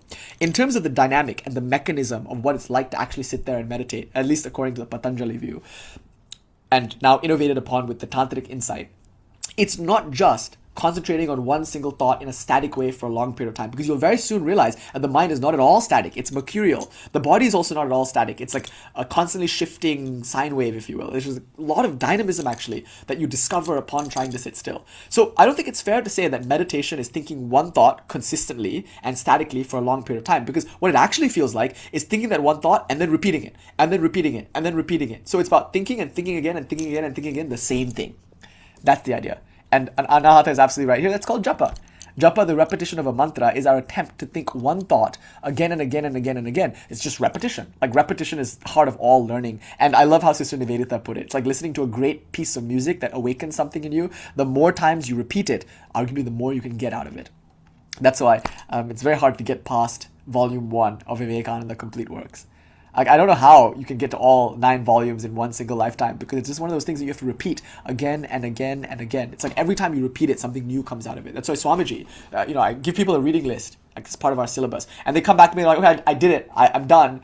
Immediately I understand how they read, because it's not the kind of thing that you finish. You don't finish the Bhagavad Gita. You don't finish Swamiji's Complete Works Volume 1. It's like, it finishes you, and for it to do that, the ideas must be repeated. So if you read the same book over and over and over again, that's kind of like yoga. If you do the same puja over and over and over again, it's kind of like puja. It's kind of like yoga. If you hear the same lecture actually over and over and over again, it's kind of like yoga. Notice like yoga, if it's about keeping the same thought always, then puja, japa, bhakti, like practices like kirtan, singing Hanuman Chalisa 108 times or 44 times or 11 times like we did on Hanuman Jayanti, like you see how all of that is also technically yoga? Like yoga isn't just sitting there and thinking one thought. It's about repeating one thought, but that can be done in the context of puja. It can be done in hatha yoga postures where you repeat the posture again and again. The whole thing is about keeping the mind on one idea and not letting any other idea take its place. So it's really a bhakti practice of giving yourself heart, spirit, soul, and mind to one thing. And more importantly, what should that thing be? It actually doesn't matter. Whether it's Krishna or Kali or a table or a rock, it doesn't matter. It's about that singular flow of energy flowing in an unbroken, uninterrupted stream towards that one thing. So what the Tantric tradition now is going to do is it's going to offer some innovations on Patañjali Yoga. Very exciting innovations. I'll just offer them really quickly, and then we'll talk about Samadhi and then link this talk to the one we gave last week about the value of Samadhi and whatnot. So the thing to note here is that it's like a deconstructed burrito. We're like taking apart yoga to figure out its mechanism, and then we're seeing if there's like a wiser way to do all of this. Now it's possible some people can like just sit there and think of one thought, and they just have the will and the intensity to do this. They're like great emperors, and they just like decide that they will, and they do. And so if you sit there and you want to meditate, like an emperor or like an empress or an emperor person, just say, I will just think this one thought. And anytime your mind goes away, you bring it back to that one thought. But would it be easier if that thought was already inherently interesting to you? See, it's like kind of an obvious point. Like I often say this, the person who is the best yogi is the one who has fallen in love with a high school sweetheart. Like that person doesn't need to sit and make a practice out of it. They'll just think about their sweetheart all day. See, love is the secret here. If they have affection, I'm talking about puppy love even, like a crush, which is itself a representation of divine love. So we learn a lot from any expression of love. And think of the 9-year-old, 10-year-old who has this like innocent crush on like a girl in his class or something, or a boy in his class or something. Now, in that moment, his mind is like taken up with the idea. He just like effortlessly thinks about this idea all day long, and the idea itself, like the vritti that's so strong, suppresses other ideas. Not only is he not thinking about anything else. I'm speaking from personal experience, obviously, and it's experience that obviously almost every one of you can relate to, because you've had this. Don't you notice that like life is just easier like when you're in love? Because then if you get an F on a test, you don't really care quite as much. It's like not that important to you that you got an F, because now you're thinking about your crush. Like the love and joy that you experience thinking about your crush is such a strong vritti that all the other vrittis are stamped down. Hopefully we can appreciate how this discussion, this lecture that I'm giving right now, it's like we're talking about cognitive psychology, but we're using terms like prana and vritti, but they're not mystical terms. They're relating to very grounded practical experiences that can be demonstrated in a high school or middle school classroom. So this is important. Yoga, concentration, the heart of our spiritual tradition, is about keeping up one thought for a long period of time. As opposed to the old view that this is a static, like non-dynamic process, we're offering a new view, not a new view, but a subtler view, that it's not as static as maybe you might think. It's a dynamic, repetitive process of just repeating the same thing over and over again. If that's the same puja that you do over and over again, that's yoga. If it's the same chalisa that you're chanting 44 or 108 times, that's yoga. If it's the same satsang, if it's the same guru, if it's the same community whose ideas you are refreshing again and again and again, that's yoga. Now, what Abhinavagupta says here is that the process of Shakta Upaya is Vikalpa Samskara. This is the definition of Shakta Upaya. Repeating and rehearsing a particular thought construct. And here, Abhinavagupta discerns between Shuddha and Ashuddha Vikalpas. There are certain thought constructs that are Shuddha, pure in the sense that they convey that reality beyond all thought constructs. This is what we call scripture. This is Sister Nivedita's reminiscences on Swami Vivekananda. Like anything with a spiritual value, and everything has spiritual value for every kind of person at different times in their life, is called a Shuddha Vikalpa. Your role now is to rehearse it. So every Monday or every Thursday or every Friday, again, it's the same ideas. Sister Nivedita's criticism of Vivekananda, nothing new was said. The same ideas, right? The same thing. But it's the practice to keep repeating those ideas. And not only that, working with them and saying them in different ways. So this Nididhyasana process, this immersing yourself in wisdom, as it's called, is really just hearing the same thing again and again and again. Shravana. You just like Shravana, Shravana, Shravana. Hear it, hear it, hear it. And then think about it again and again and again until your very blood tingles with the idea, to use another Vivekanandaism. So you see how Jnana Yoga, the process of philosophical inquiry, the study of text, meditating on what you read, that's also yoga. Hence it's called Jnana Yoga. But just like Raja Yoga, there is this focus, this concentration that is expressed. Samadhana, they call it. And more importantly, Bhakti Yoga is that same kind of yoga because it's about concentrating on a particular deity. We choose an Ishta. I opened this lecture with like a discourse on Lakshmi and Kali and the new moon and the full moon. Like Kali is the new moon and Lakshmi is the full moon, or Para or Lalita is the full moon. It's so important that although the moon can appear both full and new, it's so important to remember that it would be an error to say there are two different moons. Right? Like it should be weird to say, oh, the new moon is categorically distinct as an object from the full moon. Like they're both the same moon expressing different bhavas. One who can see that knows that they only have one Ishta, Ma. And now Ma appears in the form of Lakshmi or Kali. Now Ma appears in the form of Radha or Sita or Holy Mother or what have you. Like whatever form Ma appears in, you can kind of understand that you're looking at the same moon, just waxing and waning in different phases. And like that idea is central to Abhinavagupta, central to the practice, because you get two bijas, which almost implies two deities, because each bija is corresponded to a different deity. But no, there are two bijas expressing two bhavas, two moods of the same deity. So with that yogic understanding of the one beyond the many, you can subsume the many and enjoy the many. So if you're in a Lakshmi temple, or if you're in a church and there's an image of Mother Mary in front of you, you don't feel like now I have to go home and talk to Kali because I've been talking to Mother Mary and Lakshmi. You're talking to the same person. Maybe they're in a different mood, perhaps you're expressing a different state, but they're the same person. So there's no conflict here about Ishtas. And you can take this idea even further, even beyond the Shakta world where this idea seems obvious, except to modern neo-Tantrics who seem to insist on a pantheon or a polytheism out of their allergic reaction to monotheistic Christianity. Like, except for all these neo-Tantra New Agers who want there to be a pantheon, and that's also fine. Most of the Shakta world, since its inception, has always understood Kali to be one. Like, Kali is not a different Ishta from Para. And Abhinavagupta's Padatis are quite clear about that. There's one Shakti, Adya Shakti or Adi Shakti. There's one Parvati, and that Parvati is many different things. Like, I told you, my pet peeve is this Durga-Kali distinction. Kali, Durga, same thing. It's like the name given to the same thing. And also it's based on this weird, like, popular mainstream Hinduism misunderstanding of the word Durga, which appears at the end of the Chandi, describing a particular avatara that mother is going to take in the future to slay a demon named Durga.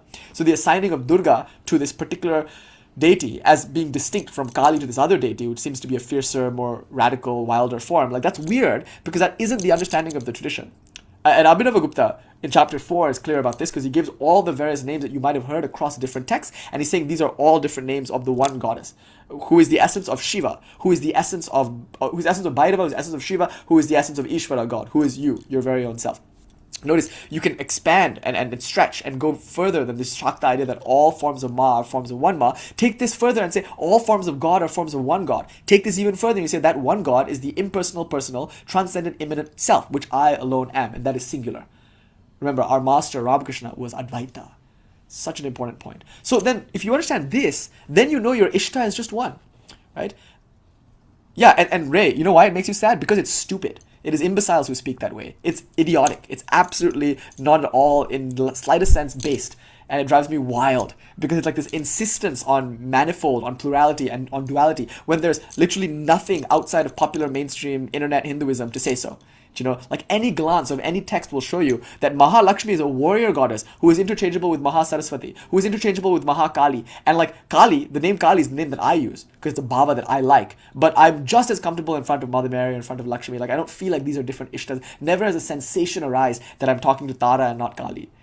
You know, so it's like you want to collect Mahavidyas like trading cards or action figures, go for it. But that is a consumer capitalist lie intended to get you to buy more products. Because now you did the Kali retreat. Oh, now do the Lalita retreat. It's different, so pay me another $2,000 and we'll do a Lalita retreat. My ass.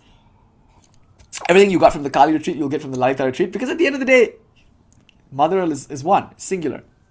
So it's really important then that we don't diversify and in the process of doing so commodify these deities who are all bhavas of one reality, which you yourself are. Who can sell you that? Sell you back yourself? What nonsense. Plus it's a scam because what you gain, you've always had, you always were, and what you lose was never there to be lost to begin with. So how can you charge anybody for that? How weird to charge somebody for doing a service where you don't remove anything of substance and you reveal to them what was already theirs and what is already them. Hence the strict injunctions against selling spiritual knowledge. Basically, to sell it is to objectify it, and to objectify it leads you to the tendency to diversify it so you can sell more things, when in fact you only have one thing, and even that cannot be sold. So anyway, my rant is over. No, it's not. My whole life is a rant. But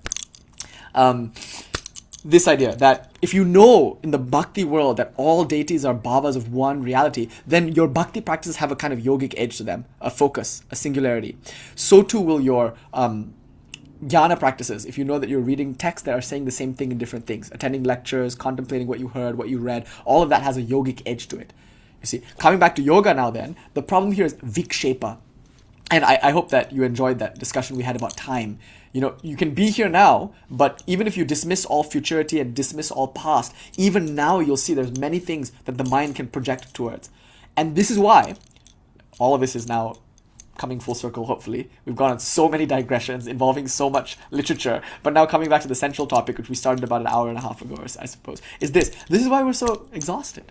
So you'll notice the first thing you notice about yogis is their high pranic state means they're full of energy and life and vitality, which sometimes expresses itself in a very subtle way, but you sense there's a high prana being. Why aren't we high prana beings? Arguably because we have illusions from the future that we're abstracting into existence. We have memories from the past, which are mostly misremembered dreams anyway, and we have all these things in the present that seem to be different things. We don't sense the non-dual essence that unifies them all. And as a result, our mind, our streams of prana go to many different things. Vikshepa, our mind is scattered. And because our mind is scattered, our pranic state is low. And if our pranic state is low, this is what we call avidya. So coming back to Shankara now and this rope snake idea, it's like the world, the experience of the manifold plurality that is called the world, that is a low pranic state. That's the yogic understanding of it. And it's because our prana is scattered, spread like too little butter over too much bread. And because of that, we don't really taste the butter. So what yoga does is it tells you to take many thoughts and narrow it down to one thought. What the Tantric yogic innovation is this. Make that thought something you love. So it makes sense then to use as your meditation object the deity for whom you feel the most attraction, or for whom you feel the most love, or at the very least, for whom you feel the most interest. Now, you have a very powerful way to supplement your meditation practice by reading a literature like Puranic literature about that deity. If you read the Kalika Purana or the Devi Bhagavatam or the Chandi, all of that is literary, poetic, symbolic, mythological material that cultivates your love for the, we say, Ishta, for the object of your meditation. So therefore, Sri Ramakrishna would say, meditate, right? Like all the time meditate. But he would say, sing and chant the names and glories of God. Like reading the Bhagavata, things like that will like help you invest more interest in that particular ishta, in that particular idea. And the deity in mind is an idea, a concept held in the mind. Now we add one more thing. We say, okay, choose something that you love and meditate on that thing that you love, knowing that thing to represent the absolute, the impersonal, personal, transcendent, immanent God. Then, secondly, you now visualize that as an anthropomorphic image or as a geometric image. An image is important. And the image here is a transcendental image. It's not an image that we find in the world. Because remember, we are imbibing qualities that go beyond the materiality. And therefore, if you think of a rock, or if you think of a flower, or you think about light, or you think about a mountain, that's good. Because all of these things, natural things, they can express something of the transcendence. Hence nature's appeal to us. But they're still very immanent, you know. They don't necessarily go beyond themselves unless for one who is very sensitive and has the eyes to see. For most of us, if we think of rocks, we become rocks. We just become like what we see. And what we see is inert matter. Actually, it's just light shining. So instead of meditating on anything in the world, we posit things that resemble things we might have seen in the world, but that also indicate or imply things that are beyond the world. Like more than one hand, for instance. More than 2 hands, 4 hands. Like 18 arms, 5 heads, 3 eyes. All of this seems like an episode on History Channel on ancient aliens or some shit like that. But notice, there's a strategy here. A philosophical, psychological, spiritual strategy, which Tantra is innovating. It says the mind has a faculty of imagination and visualization. It's called the buddhi. It's a very high, very refined faculty. It's a high state of prana. So the act of visualizing a deity, like trying to recreate the image of Kali in your mind, is a high prana act. Like, get this, you are training, you are cultivating prana, you are refining prana by engaging in the process of visionary visualization. You know, if you want to meditate on a rock, that's easy. You can see a rock. Open your eyes, look at a rock, close your eyes, and then imagine a rock. That's easy. It's not necessarily as refined, I would argue, as trying to visualize a deity with 16 arms and 16 heads and that's difficult. It's somewhat recognizable, somewhat anthropomorphic, but now there's an elephant head or a serpent head or something, like it's zoanthropomorphic or theriomorphic. It's phantasmagorical, you see. And thank God, that's what brings the artistic element into our tradition. So we paint images of deities, we sculpt images of deities. All of that is our external physical, immanence-oriented expression of the tradition, which is about interiority and about developing in interiority artistic and poetic and symbolic and beautiful image of that deity who you call your Ishta. Right? They're very Lovecraftian images also, especially Kali is very scary and it's all very macabre. But imagining her requires you to use your visualizing ability. So one actually arguably becomes a better artist. That's why there's so much art in Tantra. The sadhana itself is artistic. It's not just looking at a rock in your mind, which is cool. I mean, that's nice and all. But this is artistic in that you're using the imaginative faculty of the mind to create something that goes beyond this world. You know, in Indian poetics, we say the worst kind of poetry, it's still poetry, of course. It still has a poetic value in terms of its form and rhyme and structure. But the worst kind of poetry is poetry that describes nature. It's superfluous. Why would I need a poem to convey nature to me when I can look at nature? It's those poems that use natural motifs that convey something beyond nature that we call works of genius. Nature is not interesting. It is what nature indicates that is interesting. The spirit behind all the sunlight and birdsong and trees. That's what we're responding to. That's why nature doesn't impress me that much. I love it, but I'm just as in nature in a straitjacket in a mental institute as I am outside. Because just as the sun and trees and birds can convey to me that effulgent light, my own self beyond all of this, so too can the 4 walls of a mental institute. You know what I mean? When am I not in nature? But the argument here is that nature has its value to us because arguably it's raw, it's primal, it's closer to that light than the things that we construct. And we construct our things usually having moved away from that light. And so when we leave our structures behind, we go outside and we go into nature, we're a bit closer. The symbol is closer to the thing that it's trying to express. And Sri Ramakrishna would say, why be so impressed with the garden? Go and meet the one who made the garden. Because imagine such a person, it's from their mind that the garden was congealed. So go and interact with that mind and you'll get the source of all beauty. So that being said, poetry, aesthetics, is at its worst when it's merely descriptive. And that's why some yoga practices are merely descriptive. You're just imagining something that you can already see. You might not, some people can, but not all of us. You might not sense that which is beyond that immanent object called a rock or a flower. So we say it's okay to meditate on rocks and flowers, but it's even better, we argue, for those whom this is true. It's not true for everyone. Again, we can't make general statements here. But it might be better for some people to use their artistic visualization ability to conjure up in their mind an image of that which they love most, which is of course supported by bhakti practices like kirtan and shravana and smarana and all that. and then develop in their mind an image which is both immanent and transcendent, with elements of this world, which gives you something to support yourself with, but has elements of something beyond this world. That's the beauty of an image of Kali and Shiva. They're both transcendent and immanent. And look at the dhyana mantra we just chanted. We use imagery from nature, like a mountain. Shiva is the mountain personified. You know, when you relate to the mountain in a personal way through Das Bhav, through Mathura Bhav, whatever, you then call him a he or a she or, you know, not an it anymore. And then you might say, the mountain is Shiva. And you can still think of him as a mountain. Like the first line is, as a great mountain shining with silver, adorned with the crescent moon. Notice what this is doing. It's taking things that you can see, the moon and the mountain, but then it's introducing just subtly some mystical, Lovecraftian, phantasmagorical thing. It's like saying, oh, but the mountain is shining like silver. And then from that line, immediately we pivot and we say, now he has 4 arms, not 2, but 4. And now he has, interestingly enough, now he has 5 heads and 3 eyes. Okay, Ancient Aliens episode 8. Like this is interesting. It's like something you know what hands look like. You know what a meditating person looks like, a sadhu. But now imagine he has 5 heads and 3 eyes and 4 arms. And like that's already really interesting. And then we introduce devotees, but they're magical beings. Gandharvas, Apsaras, they're Nagas, they're yogis, munis, rishis, but also Asuras, and Rakshasas, and Sarpas, and Bhutas, and Pretas, and Vetalas. Like, these are all phantasmagorical beings. They really live, though. They really exist, as we'll point out next week.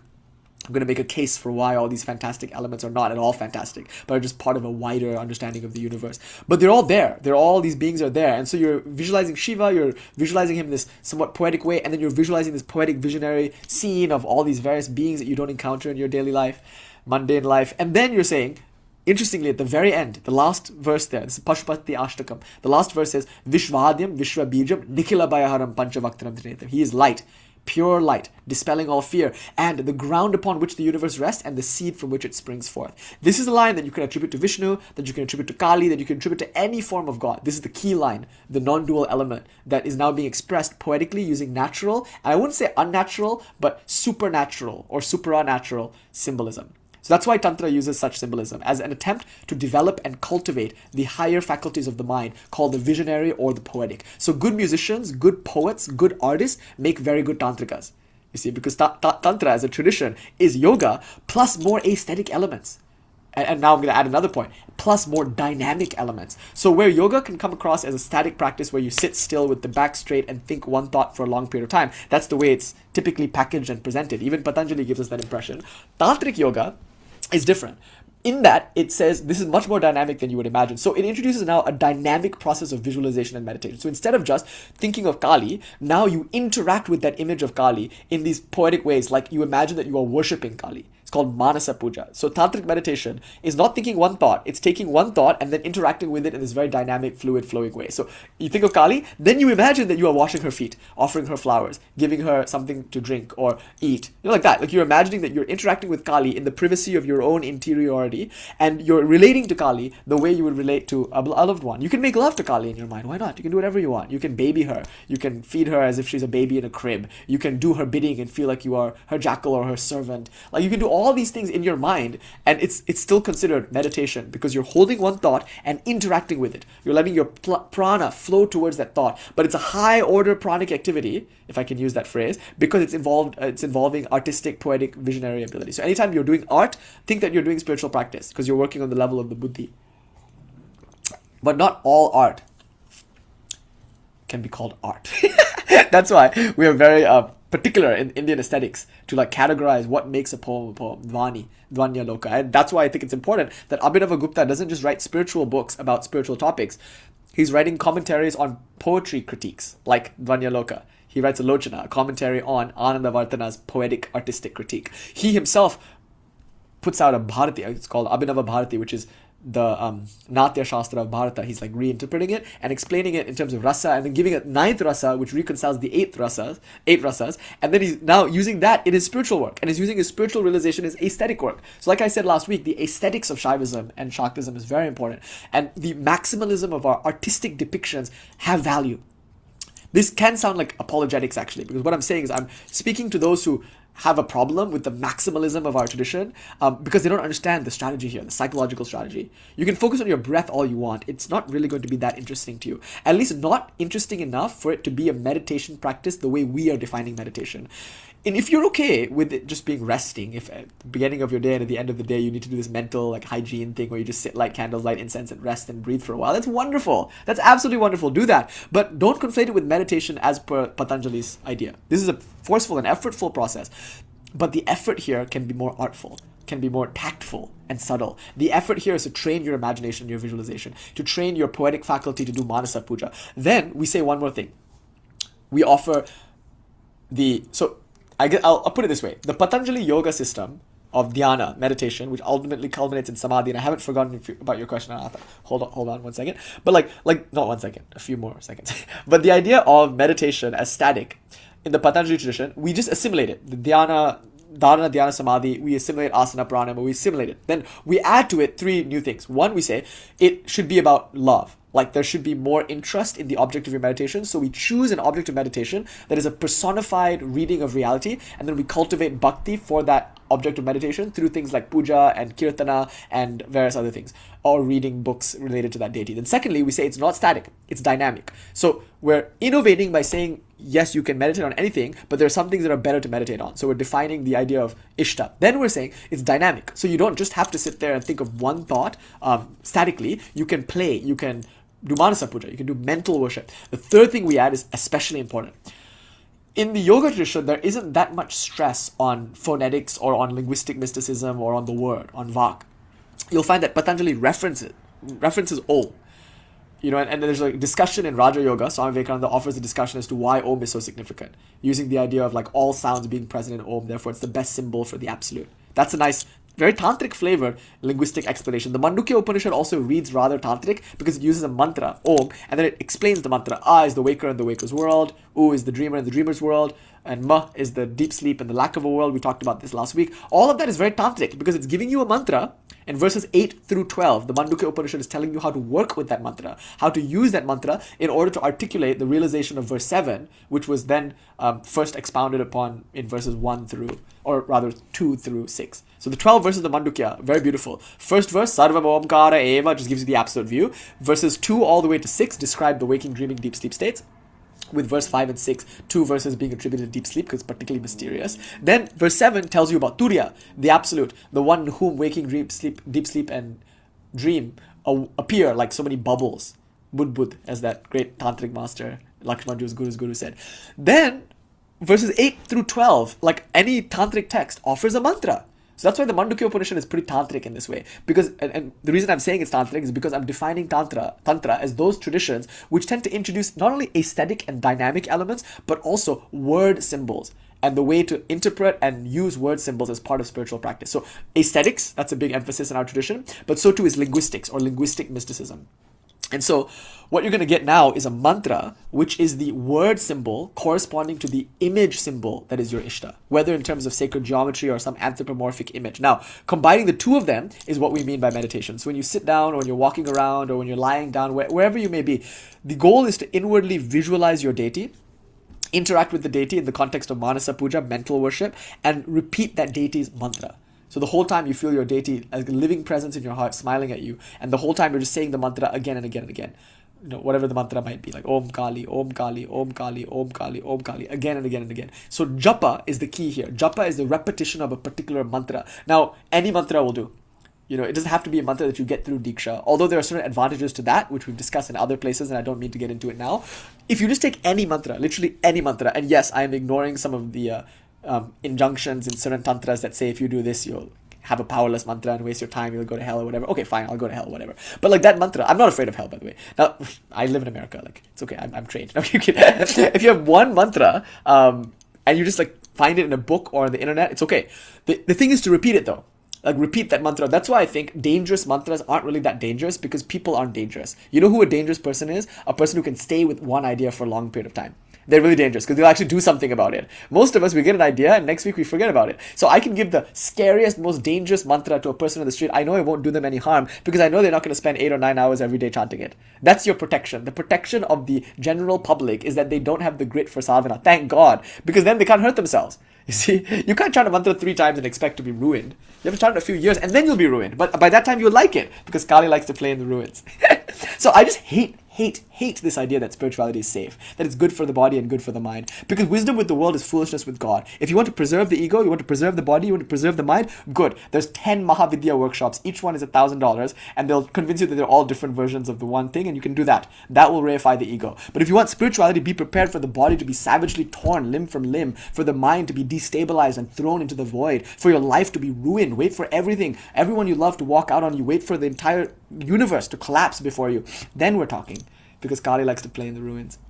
That's spirituality, arguably. The Sankocha, the contraction that brought you into the identification with this body and mind, these will hammer on that identification until slowly we release it. But it doesn't have to be forceful. It can be artful and beautiful.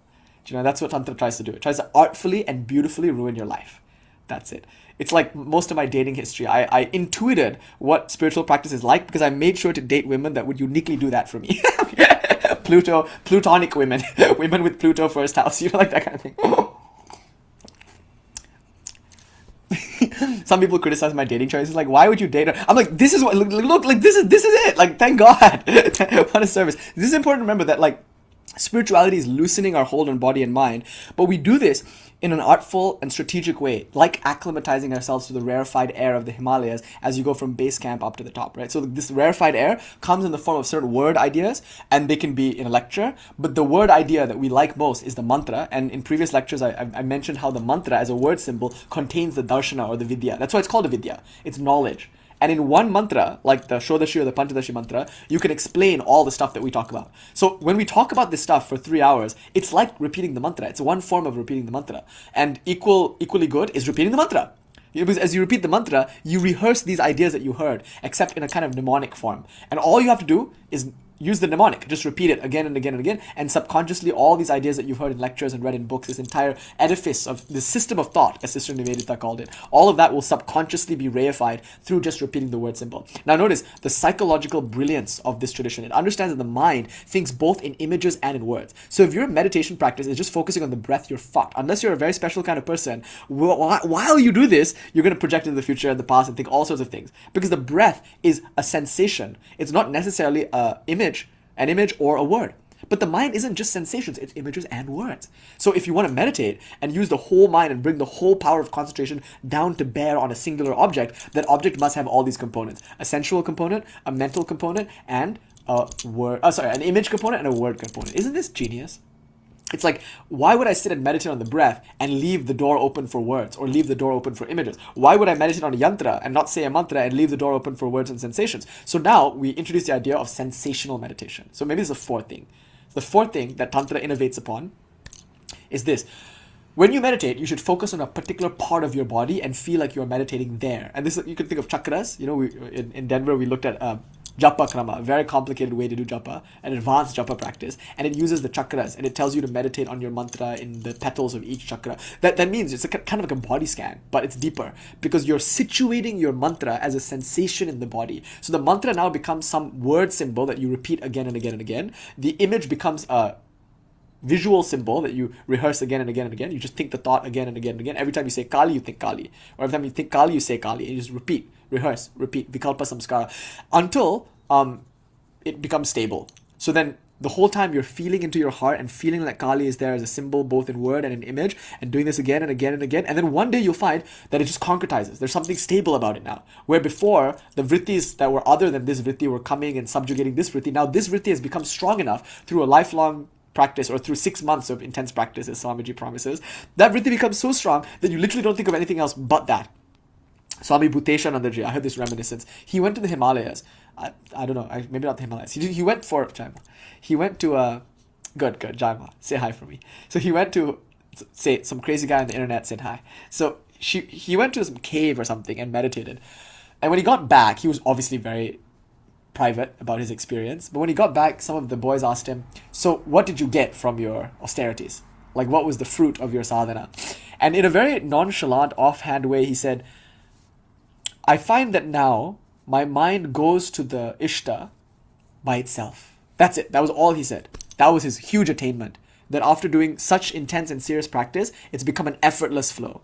It's like neuroplasticity on the pranic level. He's trained his mind, he's trained his prana rather, to flow in a particular way. And so now when you stop, you let it go, it'll just continue to flow in that way, naturally.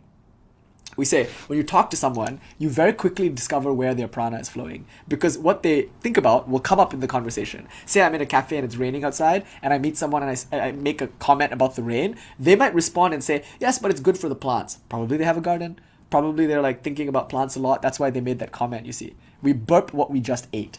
So what we talk about, what we tend to think about, are usually corresponding. So you can always tell what a person's prana is like just by talking to them for a little while, the topics that interest them.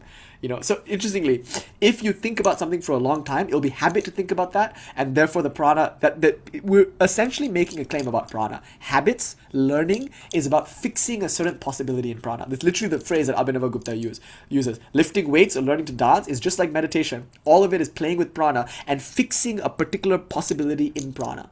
And that's what we're doing. So meditation, I'm going to define it as fixing a certain configuration in place in prana, and that we call Kali or your Ishta, and we have mantra, and Japa is just this. So what does meditation look like? It looks like this: sitting or standing or lying down or dancing or walking around, but inwardly always repeating the mantra. And as you repeat the mantra, visualizing the deity to whom the mantra is attributed. Now, the best idea that Swamiji ever offered, remember I said earlier that he considers a lot of things his best, like Thousand Islands Park, like London, but arguably the best idea that he ever offered, he thinks, is his karma yoga. He made a promise to his friend, to Saradananda. He said, if ever I get a chance to speak on a world platform, this is the idea I most want to express. He heard it one day offhand, casually, in a room with Ramakrishna, and he said, this is it. This is the pinnacle. Jnana and bhakti and yoga are all reconciled in this one idea. This is the most non-dual thing you could possibly express. When you look at the world, you're looking at nothing but God, whether it's nature or like artificial. And so when you know that, whatever you do in the world can be considered meditation, because it's with focus that your prana is flowing. So if I make coffee and give you coffee, was that not an expression of prana? With focus and attention, I prepared a cup of coffee. Then with prana, I handed it to you over the counter. How is that in any way pranically different from meditation? If meditation is defined as a constant, uninterrupted flow of prana towards one ideal, then making coffee is as much meditation as sitting and meditating. You see? It is possible to never do Patañjali Yoga. This is the last thing I want to say tonight, and it's the most important thing to say. It's Swamiji's highest idea. For this idea, he lived and died. This was his masterpiece, his master stroke, and it has permanently revolutionized religion because it killed God, right? Like, God is dead. Nietzsche didn't kill him, I don't think. Swamiji did. And you know how he killed him? He ate him and digested him and became him. And here's what he did. He told us that you don't even need God. You don't even think about God at all. Not once do you have to think about the concept of God. You also don't need religion, meaning you don't need Patañjali Yoga Sutra. You can burn that book, it's okay. Do you know, all you need to do is give yourself fully, heart, mind, and body to the service of humanity. But importantly, recognizing that there is no humanity, that everything you're looking at is God. Never see anything except as God. If you know that, and again, we don't even need to use the word God here. We can say reality or consciousness. If you know that, what's important is the oneness. Going back to Patanjali, remember, the idea of the object of meditation is secondary. It's discussed, but it's secondary. Oneness is the point. Like singularity, repetition, rehearsal of one thing. That's the point. This is of course amazing in religion because it gives Hinduism its like flexibility to accept many religions and many ishtas. That's one consequence. But Swamiji takes it further. He says it's not just that we can say all ishtas are all bhavas of the one. It goes further. Everything, person, animate, inanimate, thought, physical object, all of it are different bhavas of the one. Like Shiva is in table bhava now. So I'm looking at the table. Am I really looking at a table or am I looking at Shiva? If I look at Lakshmi and I look at Kali, I'm looking at the same mother, right? But here I am looking at one thing and calling it two things. I just have to fix that. That's all I have to fix. I have to recognize that when I look at Lakshmi and when I look at Kali, I should recognize with my whole being that I'm looking at the same moon in different phases. I'm not denying difference. The moon obviously appears to be full one time and new the other time. But now I'm looking at a table. Why am I admitting difference? Like to say the table is not God is to say that the full moon is different from the new moon. Do you see? They're all different appearances or bhavas or faces or masks of the one. And if that's true, nothing that I do is devoid of meditation. If meditation is defined as the flow of prana uninterruptedly towards one thing. That's what gives the Ramakrishna lineage its remarkable flexibility when it comes to yoga. It doesn't insist upon any one practice. It just tells you to keep this view, this darshana, this idea in mind. This idea is what you're actually meditating on, not Kali. It's not karma yoga, it's not jnana yoga, it's not bhakti yoga. It's actually Raja yoga. And that Raja yoga is really something deeper than just sitting with your spine straight, thinking high thoughts. You know? And we'll leave it at that, I think. So, okay, wait. You know what's funny? I wanted to say a few things about the moon in the beginning of the lecture, just to tell you that it's Bhairavashtami. Fuck yeah, it's a holy day. Now let's go to the Paramarthasara, and I want to review these verses, and I want to do a thing on the 36 tattvas, and then we can continue our study. But then I realized now that I've just finished my preamble on the moon and on why Bhairavashtami is special, and I just looked at the time, and it's like 2:18 where I am. So like, I think we started at 12 or something, so I realized that this is a talk. Like, we just did 2 hours and 18 minutes. I think I'm satisfied. I think I'm done. I think I want to go have some spicy ramen now with Anand and bitch about some stuff. I think I'm satisfied. Like, Paramarthasara, it's okay, whatever.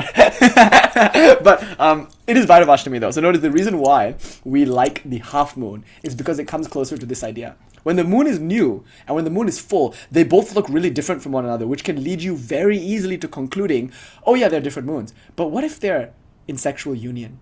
In other words, what if the full moon and the new moon appear at the same time? What if Kali and Lalita are both standing in front of you and like having lesbian sex? That's what we're saying. Like, imagine these two goddesses, Para and Kali, are entwined in this really hot lovemaking, and you're watching that, and now you can't really tell which one is which. It's like a flurry of limbs and a flurry of fluids and a flurry of wild hair. That's all you see in this like ecstatic sexual union. That's what the half moon is like for us. Bhairava and Kali, or Kali and Lalita, or whatever. The two, now we're talking, two coming into one, and then you look at that, you see, you can't deny the two-ness. There are two sides, there's the white and the black, but you can't deny the oneness either. What a wonderful practice to look at the moon and rehearse this idea. Isn't that meditation? You're looking at the moon, and you're rehearsing a samskara, and we do this every time it's the 8th moon. So we're obsessed with it. Like the Kaulas are obsessed with 8th moons. You'll see in many of the Padatis, they're like, you should do puja every day, but at the very least, just do the Ashtami puja. And of the Ashtamis, we like Krishna Ashtami. Krishna Ashtami is this one, the waning moon. We call it Bhairavashtami. But both are great. The best time to chant the Chandi, allegedly, is Durga Ashtami, the 8th day of the waxing moon. And the best time to do Bhairava sadhana or Kali sadhana is the Krishna Ashtami, the waning half of the moon. But either Shukla or Krishna will do. Both express the same idea, which hopefully in the last 2 hours or so, we merely hinted at. For this is that kind of thing which cannot be revealed by words or thought, yet in whose light shine forth all words and thought. So to that commingling of darkness and light, which I call the true light, the Paramarkam, the supreme sun that shines even in darkness, may this be an offering.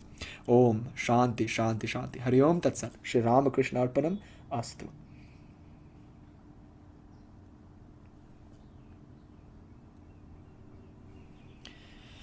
Jai Ma.